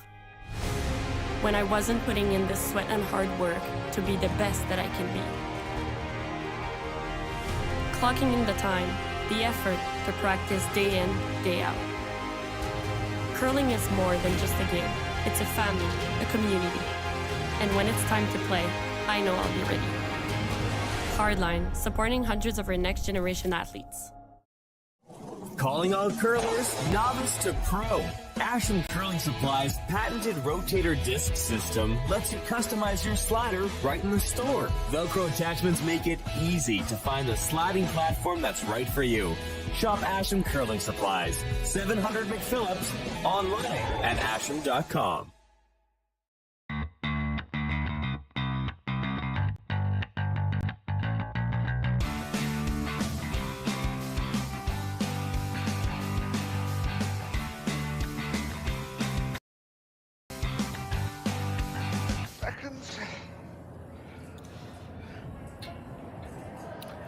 Well, at least one more end here to figure out who's going to move through to the semifinal. Quarterfinal action here. Kate Cameron qualified through the B. Sayaka Yoshimura through the C. We've had an outstanding game here this morning. The winner moves on to play Ruai Wang in the semifinal. That game's scheduled for 12 noon local time. We're at 11:15 with an end left to play. So likely that the semifinals will be a little bit late starting, but just stick with us here on the Curling Zone YouTube channels as well as the Alberta Curling Series YouTube channels. You'll find it. We'll have all the action whatever time the game starts. Here from the Hack2House Alberta Curling Series Women's Major. Shawn, Joyce, Terry, Corbin with you here this morning. We've been happy to bring an outstanding game to you. Boy, there's been a lot of angles to look at. Some great shot making.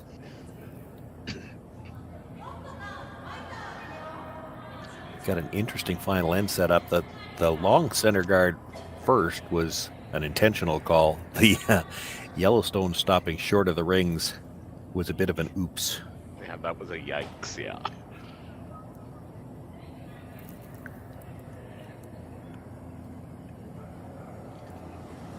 And it made for just a little bit of head scratching here for Yoshimura. She needs to steal a point here, and it's tougher to throw the third guard now, but I don't think you want this red into the rings yet. So they're going to look for the tight center guard from the in-turn side.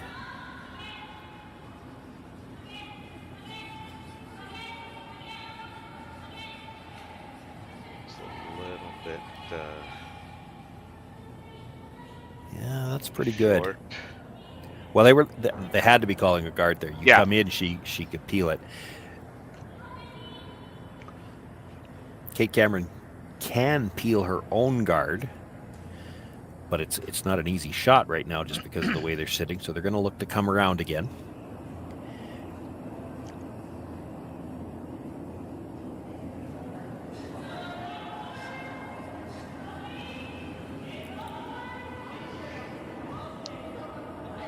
All there. And there goes the curl. Yeah, they might have to make a decision if this is going to be behind the tee line. It's going to be behind the tee line. Yeah, and that's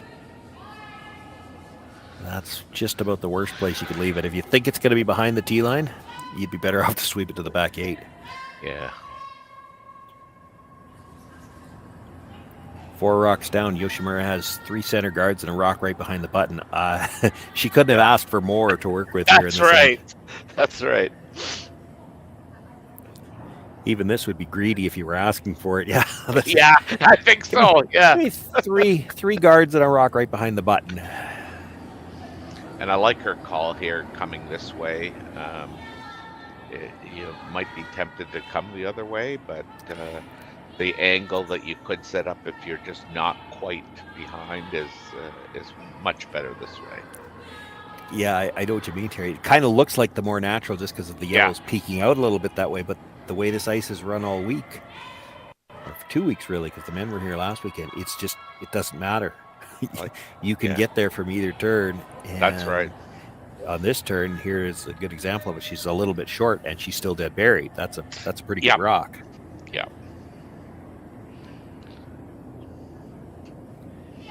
Kate Cameron did that quick skips count to 5 and said, yep, we can start hitting things now. Now, these are lined up with a little bit of angle. If she's just a little off the nose on the red, she could maybe get all 3 guards here with one shot. There's going to be a guard definitely still. That she overcurled a whole lot. She needed to hit it off the center across the face of the yellow and might have got all 3 and at least rolled her shooter off the center line a bit. Leaves 2 lined up on the center. Yeah. And again, I mean, the ice being so good, I don't think, the Japanese team has to be in a hurry to, get shot rock. Like you've got, both sides of the ice are open. Yeah, and there's not it's not a real easy double peel because of the distance between those 2 guards. So.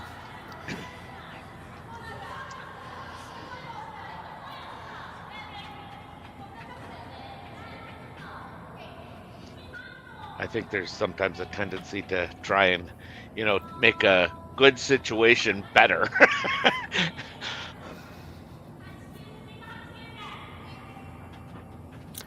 So they're going to play basically the same draw. Come down, try to tap their own up to Frozen on the Yellowstone.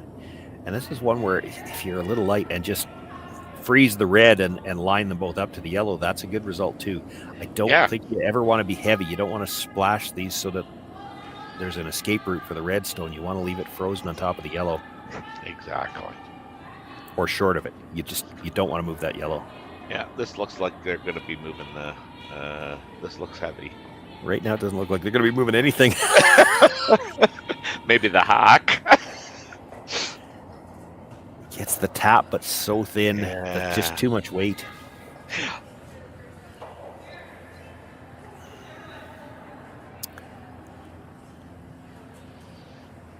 Yeah, I think definitely the tolerance was light for that one versus heavy. So time for the conversation, because it's hard. You peel the guard, and there is a pocket in that yellow-red. It's hard to peel a duffel guard. So do you have to switch to offense here? Do you play the hit and roll on top of your own? Gee whiz, good question. It's hard to just leave that pocket there. I know.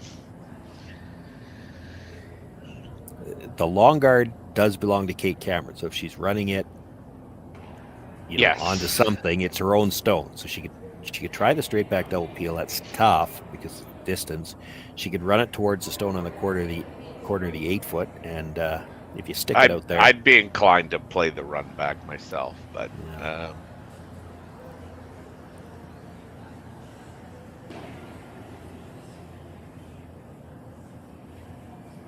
Playing the guard with that much ice, I think she's just trying to peel it towards that stone on the edge of the 8-foot. And again, I mean, you're 1 point up here. It's not that you need to score, but if you could stick a stone out there that's your own, that might be something you could use at the end to come off of it. So that's the bonus. If she sticks it out there, it's not because she's trying to score 2. It's because she might be able to come off it at the end. Yeah, I certainly this is really current, but this is going to get the other. No, it's going to get nothing and stays there. Yeah, that's why I would have been very okay with just running that rock right off and say now your turn. I didn't notice the release, but I mean, with the weight she threw where the broom was, I'm surprised that curled that much. Yeah. Don't know if she maybe got it started.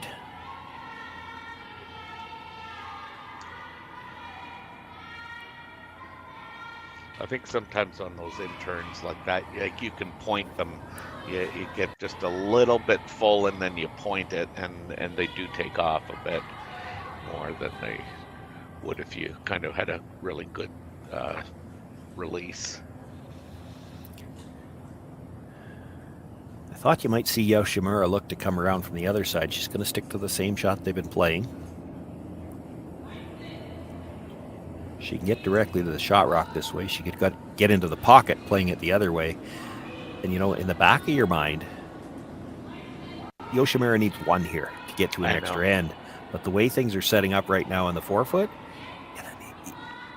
there might be the possibility to steal 2. That's true. I mean, and this looks good. I mean, my temptation would have been on this shot to play that other turn, but this is just a dynamite shot. I had trouble saying that. Yeah. Now the question is whether or not Kate Cameron wants to start playing in the house this early, but there's probably, even with the guard there, there's probably a double if she wanted to take it on. There's no reason to do it this early. You peel the guard, Yoshimura probably has to put it back at least once, maybe twice.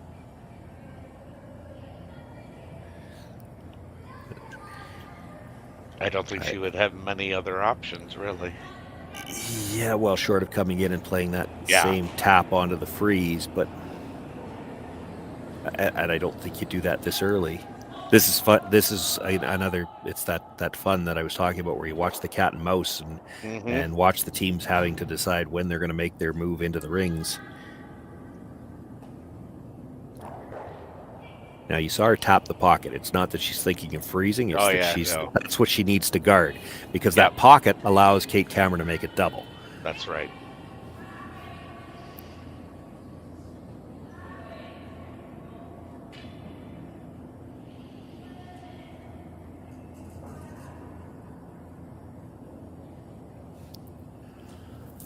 it's not even a great situation for Kate Cameron. If they guard that pocket right. but come too tight, it's not even a great situation to try to make the double peel, because the second guard is coming back into those ones in the forefoot.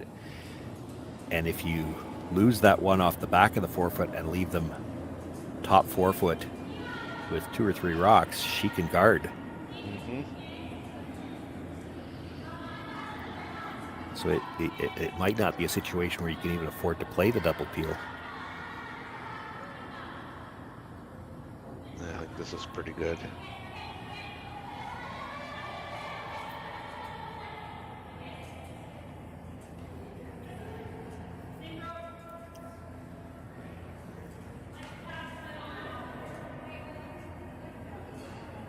So her third last stone, just playing the peel on the guard again. Towards that red on the side of the 8-foot. And there's still the possibility if she could ever stick one over there. It's too far back in the house for her to come off it now. This looks like she's trying the double peel here. This is Clips it shot. and thin enough to drive it over the top of everything.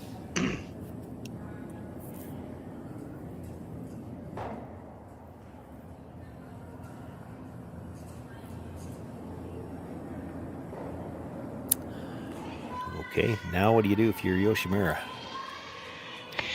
I do think the red is shot rock, so she might have to guard that It is double shot possibility rock, I'm one more sure, time. but- yeah.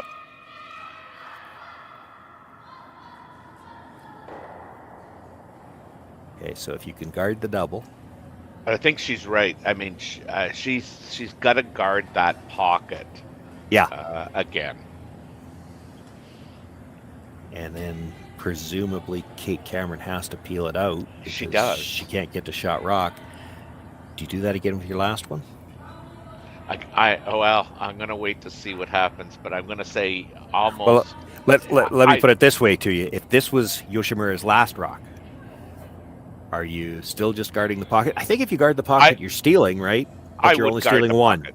Yeah, that's 100%. But I mean, if you don't guard the pocket, you may not be stealing one. You may be giving up one. So I mean, that's all Kate needs. So Now, the other option is you can come down with draw weight and just tap red onto yellow. Mhm. You only have to move it a few inches. You'd be sitting 3, and if you can keep them angled, like, what does she have?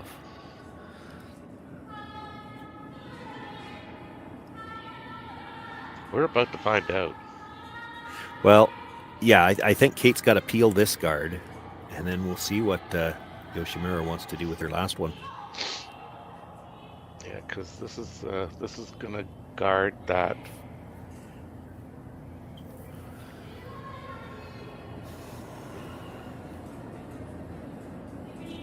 It would be tempting to come right in. Boy, it's scary to come right in, though. I see know. what she's, I know. yeah, I know. she's got to kill the yellow one at the back to create an escape route, and I get that. Here's the problem: you're going to be facing 2. Like, I don't think you're getting that red out of the forefoot, and your shooter's going to be up high enough that the one on the side of the forefoot's second. Like, you play this now to make sure you got a shot to score. The problem is you might be facing the loss with your last one. I mean, I look at this and like, how does she doesn't sit one after this shot? No. But if you peel the guard, Yoshimura throws the guard again, and you have to go to an extra end. And Yoshimura would have the option to maybe just come down, tap that, stay frozen, and sit 3, and you got to make a double just to get to an extra end. Like, it's not a comfortable shot for Kate. She's going to have to leave them sitting 2 after this, but she almost has to move these now to make sure she's got a chance to score it all.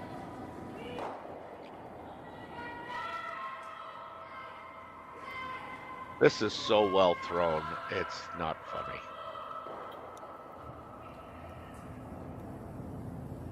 Did exactly what she had to do. Yeah.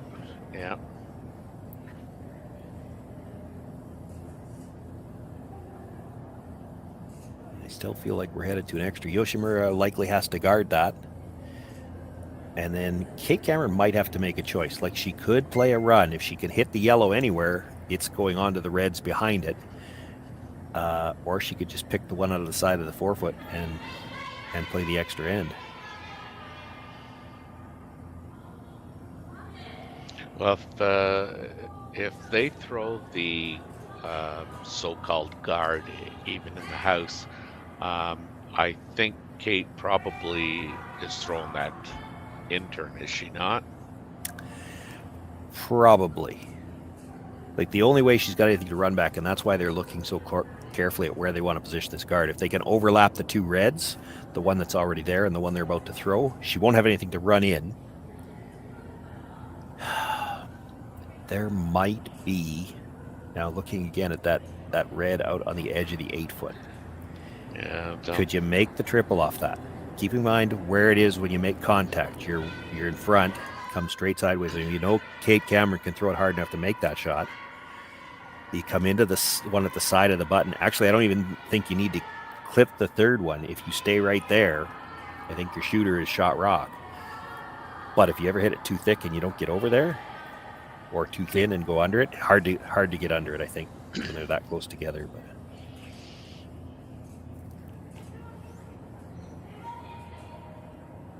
I don't know if she would play that, because if you give up the steal of 2, you lose. Would you ever risk trying to hit the red at the side of the forefoot, hit it thin enough to try to clip the shot rock? Because then you're flirting with missing it too. Yeah, I know.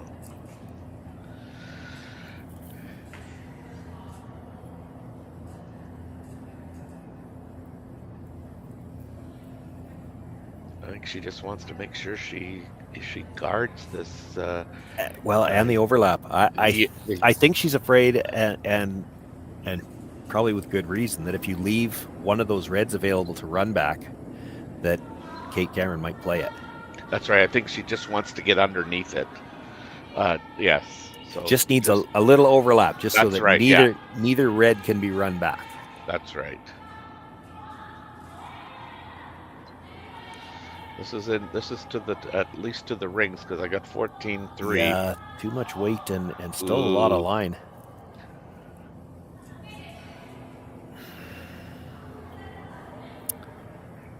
I think it's there if she wants to play it. She doesn't have to whip it either. I mean, you got to get as close to the nose as you can. Mm-hmm. The danger is you rub the guard, you lose. You do, but I think this is the shot. Yeah. She didn't waste much time. She's been looking at this scenario since the Japanese team went down to throw this last rock. So this is close enough together. She doesn't have to hit it right on the beak either. She could probably hit 3/4 and it's still gonna. I think you're absolutely right. Yeah. Half might even touch it. Yeah. Would have if I'm the Japanese team, I would have liked that certainly. Yeah, out a little further. So Kate Cameron with her final stone. She's got a 1-point lead, facing 2, looking for the short double run. Red onto yellow. This has got a onto something in the rings. This has got a curl right now. It's close. Here it's real close. Yeah, she's got it. Red onto yellow, onto shot, sticks right there. Kate Cameron punches her ticket. I hope she's not punching her chin. Tongue's not working well, and there's still 2 games left. Punches her ticket through to the semifinal, where she will face Ruai Wang. That game scheduled in about 25 minutes' time. I again expect that we might be a little bit late, but stick with us here on the Curling Stadium Beaumont. We will have all the action, all the games, commentary on all of the games going forward for the rest of the day as well. Through to the championship scheduled for 3 o'clock this afternoon. Shawn, Joyce, Terry Corbin, we were glad to bring this game to you, hoping we've got a couple more like that yet to come today. Thanks for joining us. We'll see you again for the semifinal.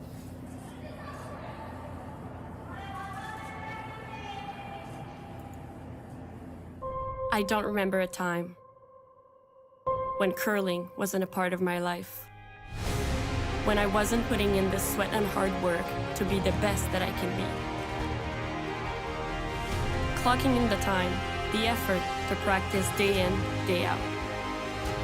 Curling is more than just a game. It's a family, a community. And when it's time to play, I know I'll be ready. Hardline, supporting hundreds of our next generation athletes.